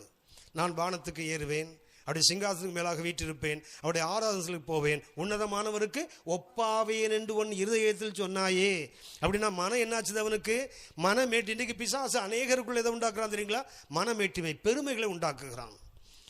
சாலமோன் என்று ஒரு ராஜா இருந்தால் நம்ம எல்லாருக்கும் தெரியும். அவனை போல ஞானம் உள்ளவன் அவனுக்கு முந்தி பிந்தி யாருமே இல்லைன்னு பைபிளில் போட்டிருக்குது. ஆனால் அவன் என்ன சொன்னான் தெரியுங்களா? என்னை போல துரிதமாய் சம்பாதிக்கிறவன் யார்? என்னை போல சம்பிரமமாய் சாப்பிடுகிறவன் யார்? என்னை போல உடுத்துகிறவன் யார்? என்னை போல சிங்கார வனங்கள் தோட்டங்களை யார் உருவாக்க முடியும்? என்னை போல இசைக்கருவிகளை யார் உண்டாக்க முடியும்? என்னை போல பாடல்களை அவன் 3000 பாடல்களை பாடினானா. அத்தனை கிருபை பெற்றவன் அவன். ஆனால் அவனுக்கு என்ன இருந்தது தெரியுங்களா? மனமேட்டிமை. ராத்திரியில் வந்து சொல்லுகிறேன், குடும்பங்களில் ஏன் தோஷங்கள் வருகிறது என்றால், மனம் எந்த குடும்பத்தில் மேட்டுமை இருக்கிறதோ. என்னை விட இந்த ஏரியாவில் பெரிய பணக்காரர் இருக்கிறானா? என்னை விட ரொம்ப பேர் பைபிள் தெரிஞ்சவன் இருக்கிறானா? என்னை விட ஜபிக்கிறவங்க இருக்காங்களா? மனமேட்டிமை. இந்த மனமேட்டிமை இருந்தால் என்ன உண்டாகும் தெரியுங்களா? உசியா என்பவன் சிறந்த ராஜா தான். ஆனால் அவனுக்கு என்ன வந்தது? பின்னாடி பார்த்தீங்கன்னா ஆசாரியர்கள் மாத்திரமே செய்யக்கூடிய வேலையை ஒரு அரசன் போய் செய்தான். வேதம் சொல்லுது, கர்த்தர் அவனை அடித்தபடியினாலே அவன் நெற்றியிலே குஷ்டரோகம் வந்தது. அவன் கடைசியில் குஷ்டரோகியாக இருந்தே தான் செத்தான். செத்தபோது அவனை ராஜாக்களின் கல்லறையில் அடக்கம் பண்ணல. குஷ்டரோகியாக அடக்கம் பண்ணக்கூடாது என்று அவனை தனியாக ஒரு இடத்துல அடக்கம் பண்ணாங்களாம். அரசர்கள் கல்லறை கூட அவனுக்கு கிடைக்கல. கவனியுங்கள், 3 பேரை குறித்து நான் சொல்லி இருக்கிறேன் குஷ்டரோகம் வந்தவர்கள். ஒருத்தர் யாரு? மீரியாம். காரணம் என்ன? அதிகாரத்துக்கு எதிர்த்து கலகம் செய்வது. ஊழியக்காரனாக இருந்தாலும் சரிதான், குடும்பத்தின் அங்கத்தினர்களாக இருந்தாலும் சரிதான், தேவன் நியமித்த அதிகாரத்துக்கு விரோதமாக நீங்கள் நானும் கலகம் செய்தால் குஷ்டதோஷத்தை தவிர்க்க முடியாது. அதே போல 2வதாக கேயாசியை சொன்னேன். எப்போது நாம் நடிக்க ஆரம்பிக்கிறோமோ, ஏதோ எளிதாக உள்ளதை உள்ளதுன்னு சொல்லி, இல்லதை இல்லதுன்னு சொல்லி, அதுக்கு மிஞ்சி போனால் விருதா. நடிக்க வேண்டிய அவசியம் உங்களுக்கு எனக்கு இல்லை. நடிக்க முடியாவிட்டால் இடத்த, உண்மையாக இருக்க வேண்டிய இடத்த காலி பண்ணிடுங்க. அந்த இடத்துல உட்காந்து என்ன செய்யாதீங்க, நடிக்க வேண்டாம். அவங்கள பார்த்து இந்திரன் சந்திரன் புகழ்றையாவது நிறுத்தலாம்ல. உங்களுக்கு பிடிக்கல, உனக்கு எனக்கு பிடிக்கலையா, வெறுப்பாருக்குன்னு சொல்ல முடியாவிட்டாலும் அவனை போயிட்டு இந்திரன் சந்திரன் புகழ வேண்டிய அவசியம் இல்லையே. என்ன பண்ணலாம்? மெதுவாக ஒதுங்கிக் கொள்ளலாமே. ஒன்று, அதிகாரத்துக்கு எதிர்த்து நிறுத்தல், ரெபல்லியன் ஆங்கிலத்தில். 2வது என்ன? ஹிப்போக்ரசி, மாய்மாலம், நடிப்பு. 3வதாக பிரைடு, மனமேட்டிமை. தேவன் அருவருக்கின்ற, தேவன் வெறுக்கின்ற 3 பாவங்கள். இந்த 3 பாவம் என்ன கொண்டு வந்து தெரியுங்களா? இந்த 3 பேரும் சாதாரணமான ஆள் இல்லை. மீரியாம் சொன்னேனே, பைபிளில் சொல்லப்பட்ட முதலாவது பெண் தீர்க்கதரிசி அவர்கள் தான். அவங்களுக்கு குஷ்டரோகம் வருது. 2வது கேயாசி சொன்னேனே, எலியாவை போல 4 மடங்கு வல்லமை பெற வேண்டிய ஒருவன் குஷ்டரோகியாக மாறி நிற்கிறான். உசியா என்பவன் யார்? யூதாவில் உள்ள 20 ராஜாக்கள் 8 பேர் தான் நல்ல ராஜாக்கள். அந்த 8 பேரில் இவன் மிகச் சிறந்தவன். அப்படி இருந்தும் அவனுக்கு குஷ்டரோகம் வருகிறதே. அப்படியானால் குஷ்டரோகம் என்பது ஆளுடைய தகுதியை பார்த்தல்ல, அவனுடைய தவறுகளை பார்த்து. ரொம்ப பெரிய ஆளுன்னு கர்த்தர் விட்டு விடுவதில்லை, ரொம்ப யோகியர் கர்த்தர் விட்டு விடுவதில்லை, ரொம்ப பரிசுத்தவான் விட்டு விடுவதில்லை. இந்த தவறுகள் எந்த குடும்பத்தில் இருந்தாலும் சரி, எந்த வீட்டில் இருந்தாலும் சரி தான் குஷ்டதோஷம் வரும். சரி, குஷ்டதோஷம் வந்தால் என்ன செய்யணும்? 5 படிகள் இருக்குது. எனக்கு விளக்கி சொல்ல நேரம் கிடையாது. 5ஐயும் சொல்லிட்டு போயிடுறேன் நான் உங்களுக்கு. 35ஆம் வசனம் வாசிங்க. நான் இதுவரைக்கும் 34ஆம் வசனத்தை கவனித்திருக்கேன். வரப்பண்ணினால். கர்த்தர் ஏன் வரப்பண்ணுகிறார்? ஒன்று அதிகாரத்துக்கு எதிர்த்து நிற்பது. 2வதாக நடிப்பு, மாய்மாலம். 3வது என்ன? பெருமை, வீண் பெருமைகள். இது கண்டிப்பா வீட்டில் தோஷங்களை கொண்டு வரும், குடும்பங்களை தோஷங்களை கொண்டு வரும். அப்படி வந்தால் அதை எப்படி நாம் நீக்க வேண்டும்? 35ஆம் வசனம் வாசிங்க. அந்த வீட்டுக்கு உடையவன் வந்து, நல்ல கவனிச்சிங்களா? ஆசாரியன் போய் என்ன சொல்லணுமா?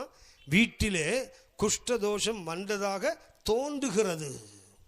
கவனியுங்கள், இந்த குஷ்டதோஷம் வீட்டில் வந்து விட்டால், குடும்பத்தில் வந்து விட்டால் என்ன செய்யணும்? முதல்ல ஒரு உணர்வுள்ள இருதயம் வேண்டும். ஆங்கிலத்தில் ரியலைசேஷன் என்று சொல்லுவார்கள். உணர்வு வேண்டும்.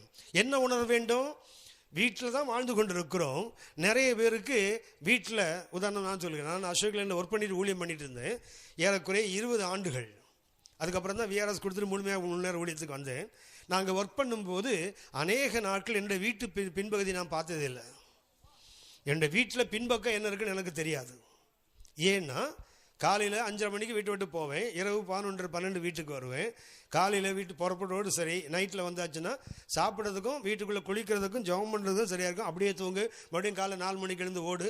இப்படி வருஷக்கணக்கில் ஓடினதுனால என் வீட்டில் என்ன இருக்குன்னு எனக்கு தெரியாமல் போயிடுச்சு. ஒரு முறை ஒரு ஊழியக்காரர் அவர் வீட்டுக்கு போயிருந்தபோது, ஊழியக்காரர் அவர் 3 ஆண் பிள்ளைகள். அவர்கிட்ட கேட்டேன், 2வது பையன் என்ன படிக்கிறான்னு கேட்டேன். அவர்கிட்ட கேஷுவலாக கேட்டேன். அவர் என்ன பண்ணா தெரியுங்களா? டேய் இங்கே வாடா, 2ஆவது பையனை கூட்டார். அங்கிள் கேட்குறாருல, சொல்கிறா. என்னன்னா இவருக்கு தெரியாது, என்ன படிக்கிறான்னு தெரியாது. கேட்டால் அவமானம் இல்லை. பையனை கூட்ட ஜென்டலாக கூப்பிட்டு என்ன பண்ணுறாரு? அங்கிள் கேட்குறாரா சொல்ல. நான் சொன்னேன் 7th படிக்கிறேன் அங்கிள். சரி. நான் கேட்டேன், ஏன் பாஸ் உங்களுக்கு தெரியாதான்னு கேட்டேன். அது ஏன் வைக்க கேட்குறீங்க? 3 பேர் இன்னும் படிக்கிறான், எல்லாம் பார்த்துமா தான் பார்த்துக்குது. நான் தான் கற்றுட்டு ஊழியத்தில் இருக்கேன்ல. குடும்பம் உருப்படுறதுக்கு வாய்ப்பு ரொம்ப குறைவு. குடும்பம், உங்களுக்கு நல்ல கவனித்துக் கொள்ளுங்கள், ஊழியம் பின்னாடி தான் வந்தது, சபை பின்னாடி தான் வந்தது. முதல்ல கர்த்தர் மனிதனுக்கு படைத்தது குடும்பம். மனுஷனுக்கு குடும்பத்தை தான் முதல்ல படைத்தார். குடும்பம் நிலை குலைந்து போனதுனால தான் ஊழியமே வந்தது. ஏதேனின் குடும்பம் குறுக்குலைந்து போகாமல் இருந்திருக்குமானால் இயேசு இந்த உலகத்துக்கு வந்துட வேண்டிய அவசியமே இல்லைல்ல. இயேசு சிலுவையை சந்திக்க வேண்டிய அவசியம் இல்லையே, சபை உண்டாக வேண்டிய அவசியமே இல்லையே. அப்படின்னா குடும்பத்தின் தோல்விதான் ஊழியத்தை உண்டாக்கிட்டு இன்னைக்கு ஊழியத்தை காட்டிட்டு குடும்பத்தை தோல்வி அடைய வைத்தால் திரும்பவும் அதே தவறைத்தான் செய்கிறோம். நல்ல கவனித்துக் கொள்ளுங்கள். என்ன வேண்டும்? அந்த வீட்டுக்கு உடையவன் என்ன செய்யணுமா? ஆசாரியனிடத்தில் வந்து சொல்லுகிறான், என் வீட்டில் குஷ்டதோஷம் வந்ததாக தோன்றுகிறது. வந்துடல, வந்து விடவில்லை. ஆனால் என்ன சொல்றான்? எனக்கு அப்படி தோணுதுங்க அப்படின்னு என்ன பண்றான்? வீட்டினுடைய ஒவ்வொரு அங்குலத்தையும் அவன் பார்க்கிறான். ஒரு குணசாலியான பெண்ணை குறித்து வேதத்தில் வாசிக்கிறோம். நீதிமொழிகள் 31ஆம் அதிகாரம் 10 முதல் 27 வசனங்கள்ல ஒரு பெண்ணை, குணசாலியான பெண்ணை குறித்து வாசிக்கிறோம். 34 மேன்மையான குணாதிசயங்கள் இந்த பெண்ணிடத்தில். அதுல ஒண்ணு என்ன தெரியுங்களா? தன் வீட்டு காரியம் எப்படி நடக்கிறது என்று அவள் கண்ணோக்கமாய் இருக்கிறாள். வீட்டுக்காரி எப்படி நடக்குதுன்னு வீட்டில் உள்ளவங்களுக்கு தெரியலன்னா, பையன் என்ன படிக்கிறான்னு தெரியாது, பையன் எங்கே கேட்டிருக்கீங்களா? சில அம்மா மட்டும் கேளுங்க, உங்கள் வீட்டையா எங்கே போயிருக்கிறாரு? எங்கேயோ போயிருக்கிறாரு. எப்போ வருவார்? எப்போவாது வருவார். இதுக்கு வீடா இது? இல்லைன்னா இது சுடுகாடா இது? ஏங்க வீட்டில் உள்ள எங்கே போயிருக்குன்னு தெரியாது, எப்போ வருவான்னு தெரியாதுன்னா அப்புறம் நீங்கள் வீட்டில் எதுக்கு? ஒரு சில தங்கங்கள் இருக்குது. நான் இங்கே என் செல்ஃபோனை வச்சேனே, நான் எங்கே பார்த்தேன்? இங்கே தானே வச்சேன், நான் கவனிக்கலை, எனக்கு தெரியாது. எங்க தெரியாதுன்னு சொல்றதுக்கு வீட்டில் ஒரு ஆள் தேவையா? தெரியாது என்று சொல்வதற்கு ஒரு வீட்டில் ஒரு ஆள் தேவையா? அப்படியா? வீட்டுக்காரி எப்படி நடக்குது? என் நண்பர் ஒருவர், அவர் இப்போ அவரும் கத்தருக்குள்ள வந்து இன்னைக்கு ஒரு பெரிய ஊழியக்காரர் இருக்கார். அவர் அடிக்கடி சொல்லுவார், வீட்டுக்கு போனால் ரொம்ப தூரத்தில் இருக்க அவருடைய வீடு. அது வீட்டுக்கு போன போது ஒரு நாள் அது சொல்லிட்டே இருந்தார், என் மனைவி தங்கமான ஆள். என்ன பண்ணுவாங்கன்னா, வீட்டில் ஒரு 22 டப்பா இருக்கும் கிச்சனில். ஒவ்வொரு டப்பாவையும் 22 வருஷமாக அந்த அம்மா என்ன பண்ணுதுன்னா, கடுகு எடுக்கணும்னா 22 டப்பாவையும் திறந்து பார்த்தா தான் எதுக்குள்ளே கடுகு இருக்குன்னு அதுக்கு தெரியும். ஏன்னா ஒவ்வொன்றையும் திறந்து பார்த்து மூடி டப்பு டப்பு டப்பு டப்புன்னு கடைசியில் கடுகு கண்டுபிடிக்கிறதுக்குள்ளாடி அந்த எண்ணெய் இருக்குது பார்த்தீங்களா, அடுப்பில் சூடாகி கிச்சன் ஃபுல்லாக புகையாயிடும். ஒரு நாள் என்ன பண்ணாங்கன்னா, நம்ம அடுப்பில் எண்ணெயை ஊற்றுனாங்க, அதுபடி எரியுது. கடுகு தேடி தேடி கடைசியில் 22 டப்பாவையும் தலைகளை கவுத்து கடைசியில் கண்டுபிடிச்சாங்க, வீட்டில் கடுகு இல்லை. உடனே என்ன பண்ணாங்கன்னா, ஹாலில் கனவு உட்காந்து சொன்னார், என்னங்க கடுகு இல்லைங்க, என்ன புகையாக வருது, எண்ணெயை ஊற்றிட்டேன், சட்டியை காய வச்சுட்டேன், கடுகு இல்லை, ஒன்று செய்ய எண்ணெய் தூக்கி சட்டியில் போட்டுருந்தார் அவர். ஏன்னா இந்த வீட்டில் அதானே செய்யணும், ஆளை தூக்கி தானே சட்டியில் போடணும். அப்படின்னா வீட்டில் எண்ணெய் இருக்குது எண்ணெய் இல்லைன்னு கூட தெரியல. ஒன்று கவனிங்க, இயேசுவுக்கு ஒரு அம்மா இருந்தாங்கல்ல, இருந்தாங்களா? இருந்தாங்க, நம்புங்க. ஒரு அம்மா இருந்தாங்க. ஆமாம், அந்த அம்மாட்ட ஒரு நல்ல குணம் நீங்கள் நானும் கற்றுக்கொள்ள வேண்டும். என்ன தெரியுங்களா? திராட்சரசம் குறைவுபட்ட போது அவங்க என்ன சொன்னாங்க? இல்லைன்ட்டாங்க. திராட்சரசம் இல்லாமல் போகலை. திராட்சரசம் என்ன ஆகுது? குறையும் போகுதே. அந்த அம்மாவுக்கு தெரியும். இப்போ சொன்னாதான் 4 நாள் வாங்காமல் வருவான் இவன், 5ஆவது நாள் தலையில் குட்டினாதான் வாங்கிட்டு வரான்னு தெரியும்ல. 3 கிலோ அரிசி இருக்கும்போதே ஒன்று சொல்லிவிடும், அரிசி 1 மணி கூட இல்லை. அப்போ தான் 3 நாளைக்கு அப்புறம் இது வாங்கிட்டு வரும்னு அதுக்கு தெரியும். முன்னாடியே இல்லைன்னு சொல்லிட்டா என்ன பண்ணுவான்? ஐயோ மறந்துட்டேனே, பரவாயில்ல கொஞ்சம் இருந்ததாவது சமாளித்தேன். அடுத்த நாள் வரும்போது ஒரு பொட்டலம் வாங்கி என்ன கேட்டினா அரிசி வாங்க மறந்துட்டார்ல. அது இங்கே பண்ணி வச்சுட்ருக்கோம். இருக்கும்போதே அந்த அம்மா என்ன செல்வ கட்டு கொண்டாங்க? இல்லை, குறைஞ்ச போதே இல்லைன்ட்டாங்களே. நிறைய பேருக்கு வீட்டில் என்ன இருக்குன்னு, இது பிள்ளை எங்கே போகிறான்னு தெரியாது, பிள்ளை என்ன படிக்கிறான்னு தெரியாது, பிள்ளை யாரோடு பழகுறான்னு தெரியலல்ல. ஒன்றை நான் உங்களுக்கு சுட்டி காட்டுகிறேன். யோபு 1ஆம் அதிகாரம் 5ஆம் வசனத்தை வாசிங்க. யோபு 1ஆம் அதிகாரம் 5ஆம் வசனம். விருந்து செய்கிற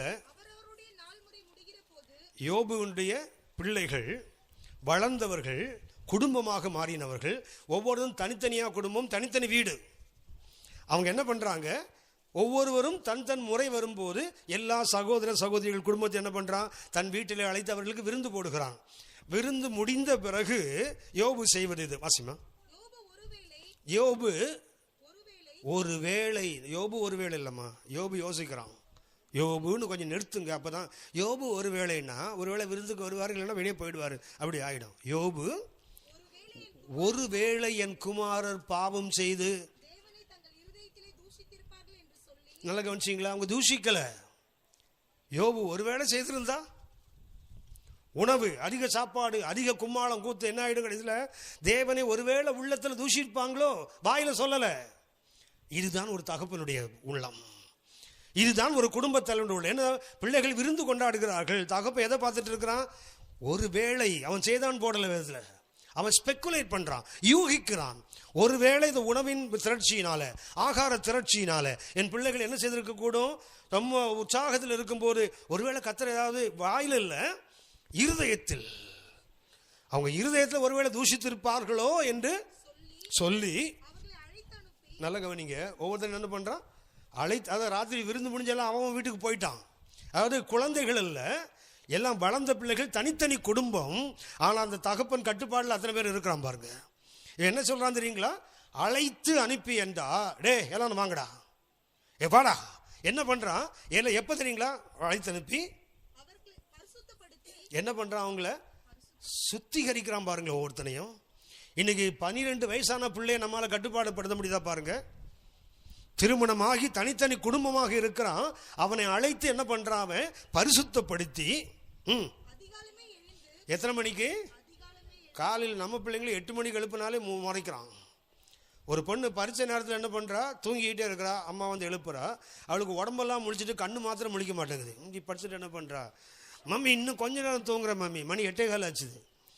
அம்மா சொல்கிறாங்க, ஏய் பரிச்சை நேரண்டி, எழுந்துருடி. இப்போ 8:15 மணிக்கு உனது கண்ணை மூடிட்டு பிள்ளை சொல்லுது, மம்மி உங்கள் அம்மா இந்த மாதிரி, நான் என் வயசில் நீங்கள் இருக்கும்போது உங்கள் அம்மா எழுப்பும்போது நீங்கள் இப்படி தானே பண்ணீங்க, இப்போ நானும் அப்படியே பண்ணுறேன், என்னை விட்டுருங்க, அவ்வளோதான். நம்ம பிள்ளைங்க 8:15 8:30 இந்த பாடுபடுது. உங்களுக்கு தெரியுங்களா? இப்போல்லாம் வாலிபர்களுக்கு நீங்கள் ஃபோன் பண்ணணுன்னா ராத்திரி 2 மணிக்கு 3 மணி பண்ணால் உடனே எதுப்பாங்க. வாலிபர்கள்ட்ட நீங்கள் பேசணுன்னா எப்போ பேசணும்னு தெரியுங்களா? காலைல 2 மணிக்கு 3 மணிக்கு ஃபோன் பண்ணுங்க, உடனே அட்டன் பண்ணுவோம், அங்கிள்ன்றான். அதுவே காலைல 10 மணிக்கு பண்ணுங்க, அங்கிள் தூங்கிட்டு இருக்காங்கன்றான். அப்படியே பிள்ளைகளுடைய வாழ்க்கை முறையே தலைகளை மாறி போச்சுது. ஆனால் யோபு என்ன செய்யறான் தெரியுங்களா? அதிகாலையில் எழுந்து லக்கத்தின்படியையும் செலுத்துவான். ஒவ்வொரு முறை விருந்து முடியும் போதும் யோபு என்ன பண்றான்? குடும்பமாக இருக்கிற பிள்ளைகளை அணைத்து அனுப்பி அவனை பரிசுத்தம் பண்ணி அதிகாலையில் இருட்டோடு எழுந்து என்ன பண்ணுறான்? அவன் ஒவ்வொருத்தனுக்கும் ஒரு பலி செலுத்துகிறானே. யோசித்து பாருங்க, பிள்ளைகள் தூங்குற பிறகு பிள்ளைகளுக்காக ஜெபம் பண்ணுறீங்களான்னு பாருங்க. ஒரு தேவ மனிதன், கர்த்தருக்கு உண்மையாக ஊழியம் செய்தவர்கள், 2 பையன், பெரிய பையன் மகா அக்கிரமம், மகா வாலு. கல்லூரியில் படிக்கும்போது காலேஜில் ரிப்போர்ட் வரும், காலேஜில் ஸ்ட்ரைக் பண்ணால் உங்கள் பையன் தான் முன்னாடி நிற்கிறான், காலேஜில் டீச்சர்ஸை கலாட்டா பண்ணுறதுல முக்கியமான ஆள் உங்கள் பையன் தான் லீட் பண்ணுறான். அடித்து பார்த்தாங்க, பெல்ட் எடுத்து பாஸ் அடித்தாங்கன்னா கிழிஞ்ச ரத்தம் வரும் பையன் உடம்புனது. அவ்வளோ அடிபடுவானே தவிர மறுபடியும் போய் தான் பண்ணிட்டு இருப்பான். ஆனால் ஒரு காலத்தில் அதை நிறுத்திட்டாங்க. என்ன செய்வாங்க தெரியுங்களா? அவன் தூங்கின பிறகு அவன் தலையிலேருந்து கால் வரைக்கும் ஒவ்வொரு இடமா கைகளை வச்சு ஜெபம் பண்ணுவாங்க. பிள்ளை தூங்கிட்டு இருப்பான், என்ன பண்ணுவாங்க தெரியுங்களா? தூங்கின பிறகு ராத்திரி 1 மணி 2 மணிக்கு ஊழியக்காரன் தலையில் கை ஜெபம் பண்ணுவார். ஆண்டவரே, இது கற்பந்திலிருந்து முதலாவது பிறந்த ஆண் பிள்ளையா, இது உமக்கு சொந்த ஆண்டவரே, இந்த ஊழியத்தை செய்ய வேண்டியவன் இப்படி இருக்கிறானே. ஜெபித்தார்கள், அவன் வாழ்க்கையில் மாற்றம் வந்தது. இன்னைக்கு அமெரிக்காவில் ஒரு பெரிய ஊழியக்காரனாக இருக்கான். குடும்பமாக அமெரிக்காவில் ஊழியம் பண்ணிருக்கான். ஜெபம் நீங்களும் அப்படி சேரமா பாருங்க. பிள்ளைகளுக்கு என்ன வேண்டும்? வரதல வரும் முன்னமே யோசிக்கிறான் யோபு. ஒருவேளை என் பிள்ளைகள் தங்கள் இதயத்தில் கர்த்தரை தூஷித்திருப்பார்களோ, அந்த ரியலைசேஷன், அந்த உணர்வு உங்களுக்கு எனக்கு வேண்டாமா? ஒரு குடும்பத்தில் தோஷம் வருமானால் என்ன வேண்டும்? ஒரு உணர்வு வேண்டும். ஏன் என் வீட்டில் வருது? நிறைய பேர் அடிக்கடி கடிந்து கொள்ளப்பட்டும் கடினப்படுத்துகிற கூட்டம் தான் இன்னைக்கு. என்ன வேண்டும்? ஒரு உணர்வு வேண்டும். எனக்கு ஏன் திரும்ப திரும்ப இது வருகிறது? பஞ்சம் வந்தால் பரவாயில்ல. 2 சாமுவேல் 21:1 வாசிக்கிறோம், தாவீது நாட்களில் 3 வருஷம் ஓயாத பஞ்சமா. பஞ்சம் வந்தால் பரவாயில்லை, ஓயாத பஞ்சம் வந்து நின்று யோசிக்க வேண்டாமா? தாவீது யோசித்தான், கர்த்தரை கேட்டான், எனக்கு ஏன் ஓயாத பஞ்சம்? கர்த்தர் சொன்னார், நீங்கள் அந்த எபூசியருடைய ரத்தத்தை நீங்கள் சிந்தினபடியினால் உன் தேசத்தில் பஞ்சம் வரும். கர்த்தர் சொல்ல காத்திருக்கிறார், நம்ம கேட்க ஆயத்தமா இல்லையே. தேவசமத்தை காத்து கிடக்க நமக்கு விருப்பம் இல்லையே. வீட்டில் தோஷம் சொன்னால் கண்ட இடத்துக்கெல்லாம் ஓடி ஜெபம் பண்ண ஓடுவோம். இவருக்கு காணிக்க, அவருக்கு காணிக்க, இவருக்கு பொருத்தனை. ஆனால் இருக்கிற இடத்துல முழங்கால போட்டு கர்த்தர் கேட்டால், ஏன் ஆண்டவர் என் குடும்பத்துக்கு தோஷம் கேட்டால் கர்த்தர் சொல்ல மாட்டாரா? பேசுகிறவர் தானே. என்னை பற்றி இன்னொருத்தர் சொல்லுறதை காட்டில் எங்கிட்ட கர்த்தர் என்னை பற்றி பேச மாட்டாரா? கண்டிப்பாக பேசுவாரே. ஆனால் முதல்ல என்ன வேண்டும்? ரியலைசேஷன், அதாவது உணர்வு. சரி, 2வது 36ஆம் வசனம் வாசிங்க. அப்பொழுது வீட்டிலுள்ள யாவும் தீட்டுப்படாதபடி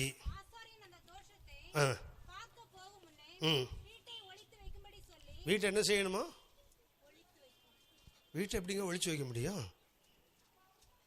வீட்டை எப்படிங்க ஒழிச்சு வைக்க முடியும்? ஒரு பெரிய பெட்ஷீட்டை போட்டு மூடிடலாமா? வீட்டை ஒழித்து வைத்துனா வீட்டில் உள்ள பொருளெல்லாம் வெளியே எடுத்துகிட்டு போயிடணும். வீட்டை வெக்கேட் பண்ணுறோம் இல்லையா, அதை குறிக்கிற வார்த்தை. கொஞ்சம் கவனிங்க. ஆசாரி 2 போய் சொல்லிட்டான் வீட்டுக்கு சொந்தக்காரன், என் வீட்டில் குஷ்டரோகம் வரல, வந்தது போல தோன்றுகிறது. ஒன்று ஆசாரி என்ன பண்ணுறான், அங்கிருந்து புறப்பட்டு வருகிறான். வருவதற்கு முன்னாடி என்ன செய்யணுமா? அவனுக்கு முன்னாடி குடுகுடுன்னு ஓடி வந்து என்ன பண்ணணும்? வீட்டில் எல்லா பொருளும் வெளியே வச்சிடணும். ஏன்னா ஒருவேளை ஆசாரியன் வந்து பார்த்து, ஆமாம் அந்த சுவரில் குஷ்டதோஷம் இருக்குதுன்னு சொல்லிட்டான்னா வீட்டில் எல்லா பொருளும் என்ன ஆகிடும்? தீட்டுப்பட்டு விடும். ஆகவே அதுக்கு முன்னாடி என்ன செய்யணும்? அவன் பிரித்து எடுக்கிறான் பாருங்களேன். 2வது என்ன தெரியுங்களா? பிரித்து எடுக்கப்பட்ட வாழ்க்கை. முதல் என்ன வாழ்க்கை? உணர்வுள்ள வாழ்வு. 2வது என்ன? செப்பரேஷன், ஆங்கிலத்தில். அதாவது பிரித்தெடுக்கப்பட்ட வாழ்க்கை. உங்களுடைய இந்த வாழ்க்கையில் தோஷங்கள் இருக்குமானால் அதை எப்படி நீக்க முடியும்? கர்த்தருக்கென்று பிரித்தெடுக்கப்பட்ட வாழ்க்கை. இன்றைக்கு ஆவிக்குரிய உலகத்தில் என்ன தெரியுங்களா? பிரித்தெடுக்கப்பட்ட வாழ்க்கையை பற்றி பேசுறதே நிறைய பேர் இல்லை. எப்படி வேணாலும் ஆடலாம், பாடலாம், கொண்டாடலாம், குதிக்கலாம், உலகத்தோடு நீ வாழலாம் என்று சொல்லுகிறார்களே. வேதம் அப்படி சொல்லலை. பிரித்தெடுக்கப்பட்ட ஒரு வாழ்க்கை யார் வாழ்க்கையில் இருக்கிறதோ, குஷ்டதோஷங்கள் வந்தாலும் கர்த்தரை அகற்றுவார். 2வது தேவை என்ன? செப்பரேஷன். 3வதாக 37ஆம் வசனம் வாசிங்க.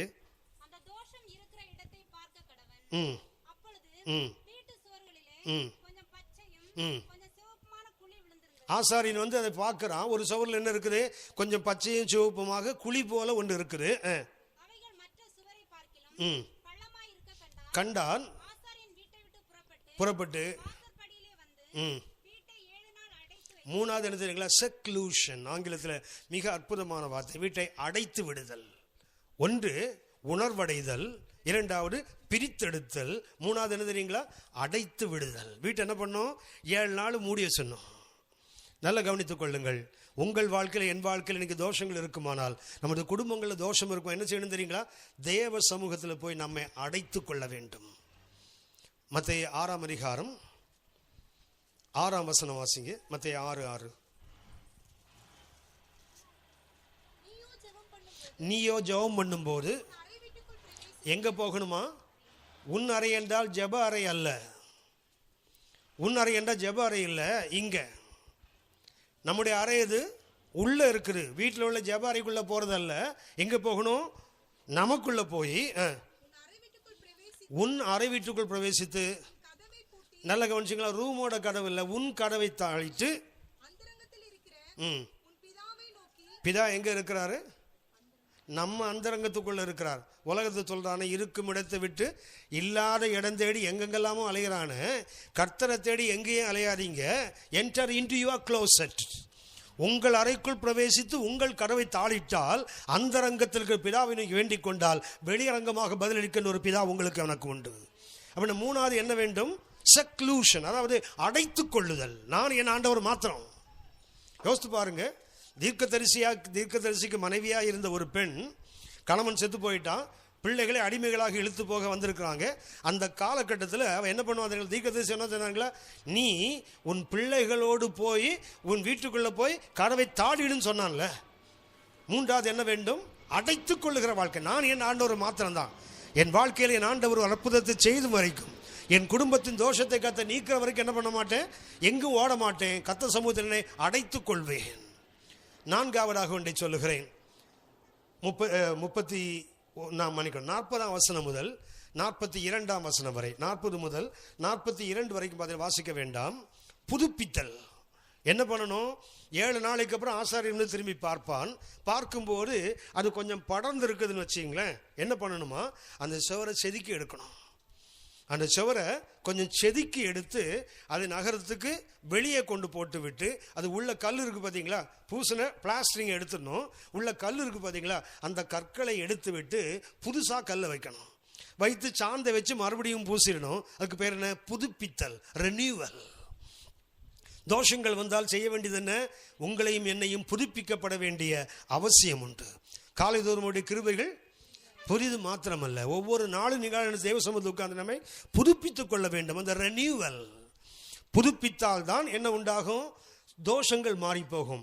மறுபடியும் என்ன பண்ணுவான்? புதுப்பிச்சாச்சு, வீட்டை மறுபடியும் மூடிட்டு போயிடுவான் ஆசாரியன். 7 நாளைக்கு அப்புறம் திரும்பி வந்து பார்ப்பான்.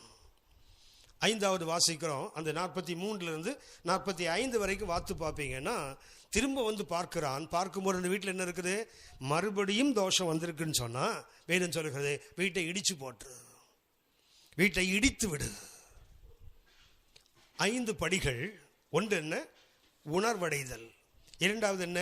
பிரித்தெடுத்தல். 3வது அடைத்துக்கொள், தேவ சமூகத்தில் அடைத்துக்கொள். 4வது புதுப்பித்தல்.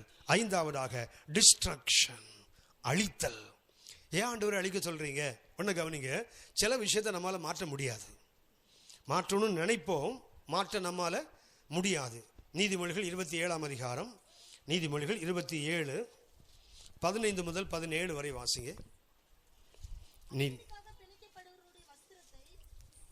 இல்லம்மா, 27 அடைமழை நாளில் ஓயாத ஒழுக்கும் சண்டைக்காரியான ஸ்திரீயும் சரி. அதாவது சண்டை போடக்கூடிய ஒரு ஆணும் பெண்ணும், பெண் என்றால் பெண்ணை மாத்திரமல்ல, எதுக்கெடுத்தாலும் சண்டை போடுற ஆளாக இருந்தால் என்ன செய்ய முடியாது? எது?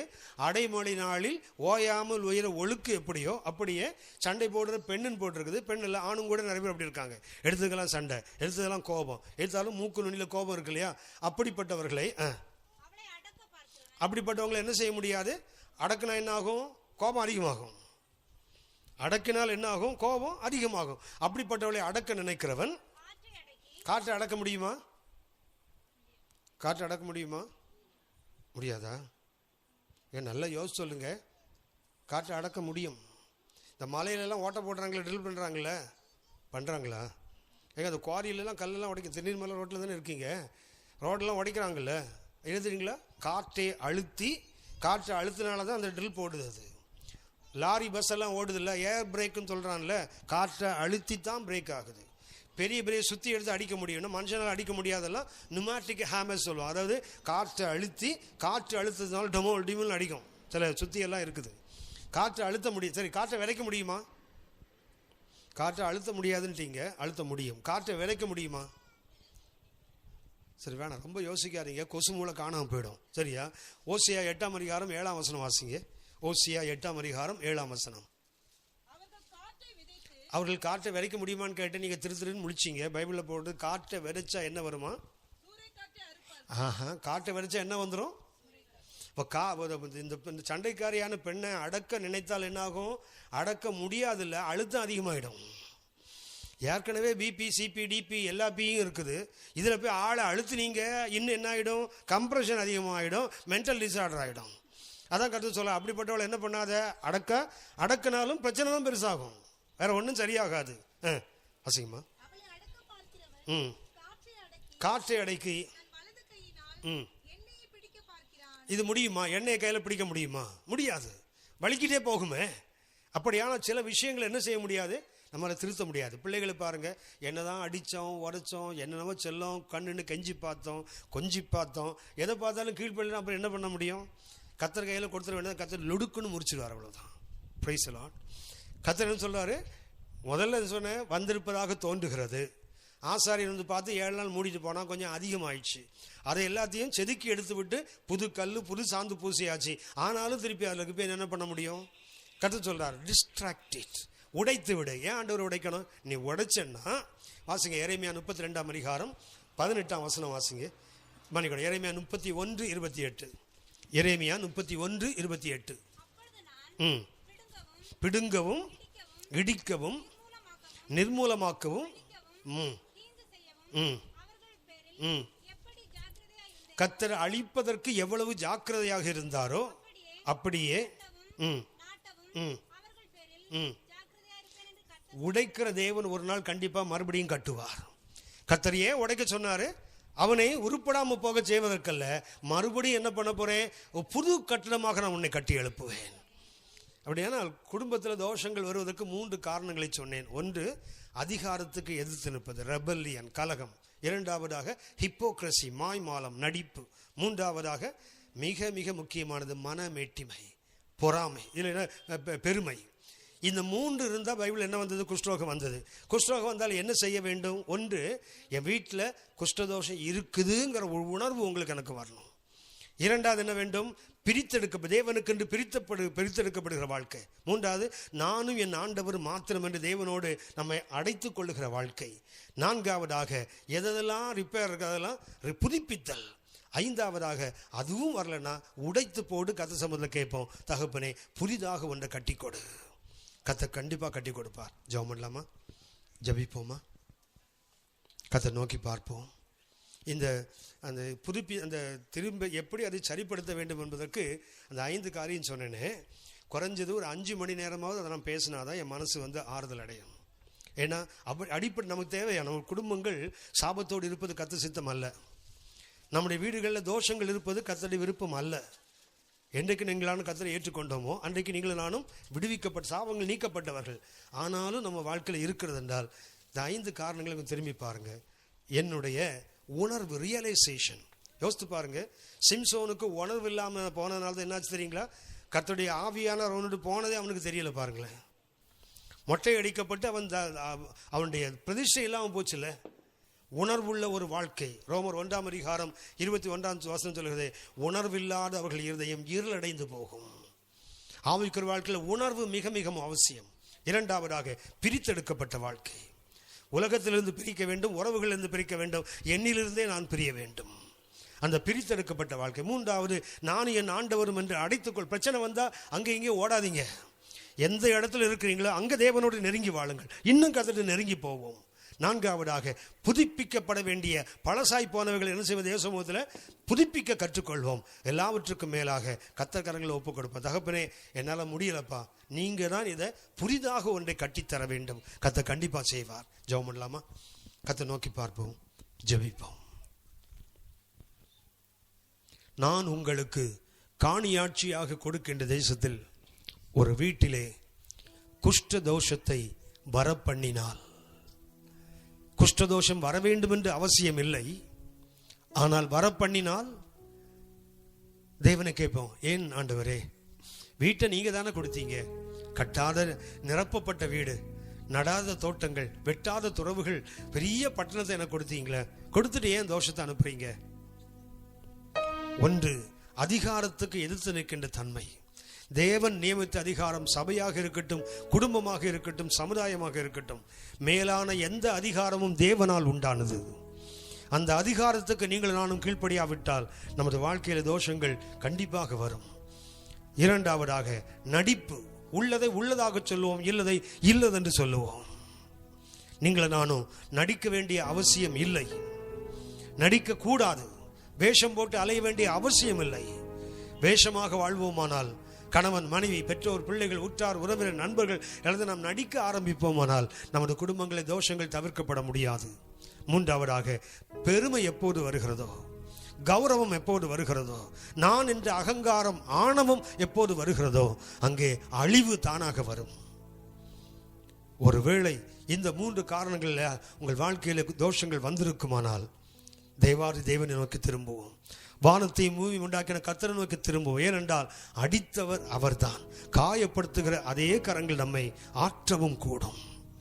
அடிக்கிற அதே கைகள் தான் உங்களையும் என்னையும் ஆற்றி தேற்றும். அந்த கரங்களை திரும்புவோம். தேவனை நோக்கி சொல்லுவோம், ஆண்டவரே, என் குடும்பத்தில், என் பிள்ளைகள் வாழ்க்கையில், என்னுடைய வாழ்க்கையில் ஒரு தோஷம் வந்திருப்பதாக எனக்கு தோன்றுகிறது.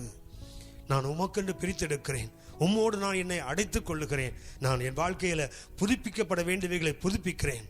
இன்னும் முடியாவிட்டால் தகப்பனே, அதை உடைத்தாகிலும் புதிதான ஒன்றை எனக்கு கொடும் என்று கேட்போம். கர்த்தர் நமக்கு கொடுக்க வல்லவர். நாம் ஜெபிப்போமா? நாம் ஜெபிப்போம். தயவு செய்து நாம் எழுந்து நிற்போம்.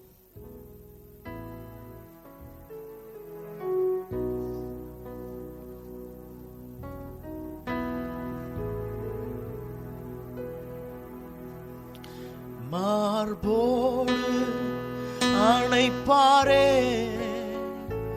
மனக்கவலை தீர்ப்பாரே. மார்போடு அணைப்பாரே, மனக்கவலை தீர்ப்பாரே. ஒரு தாய் தேற்றுவது போல் என் நேசர் தேற்றுவார்.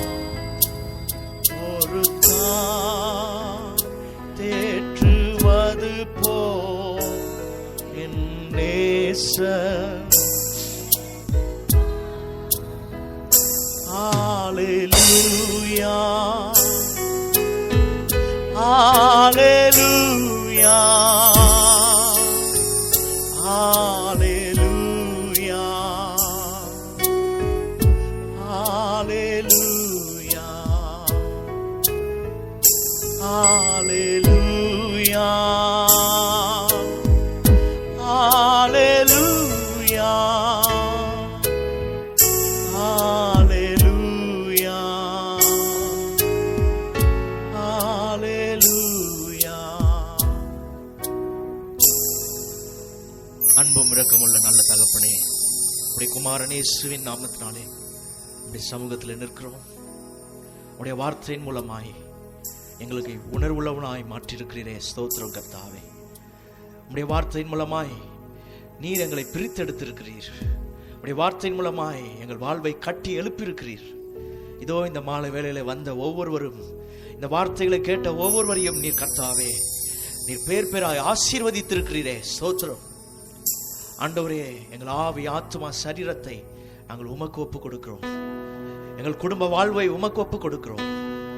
நாங்கள் ஆண்டவரே உமக்கு பிரியமான வாழ்வை வாழ, உம்முடைய சித்தத்தை நாங்கள் வாழ்ந்து முடிக்க நீர் எங்களுக்கு கொடுத்திருக்கிற உணர்வுக்காய் ஸ்தோத்திரம். நீர் எங்களுக்கு கொடுத்திருக்கிற வெளிச்சத்துக்காய் ஸ்தோத்திரம். எங்கள் தேவைகளை சந்தியும், எங்கள் குறைவுகளை மாற்றும் கர்த்தாவே. எங்களை நிறைவுள்ளவர்களாய் மாற்றும்.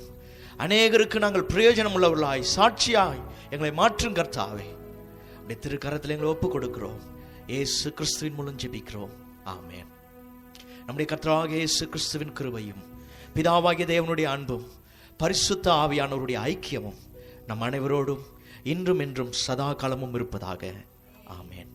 நீங்கள் ஆசீர்வதிக்கப்பட்டவர்கள். நாளைய தினத்திலும் இந்த இடத்துல 6:30 கூட்டம் துவங்கும். சரியான நேரத்துக்கு வந்து கலந்து கொள்ளுங்கள். God bless you.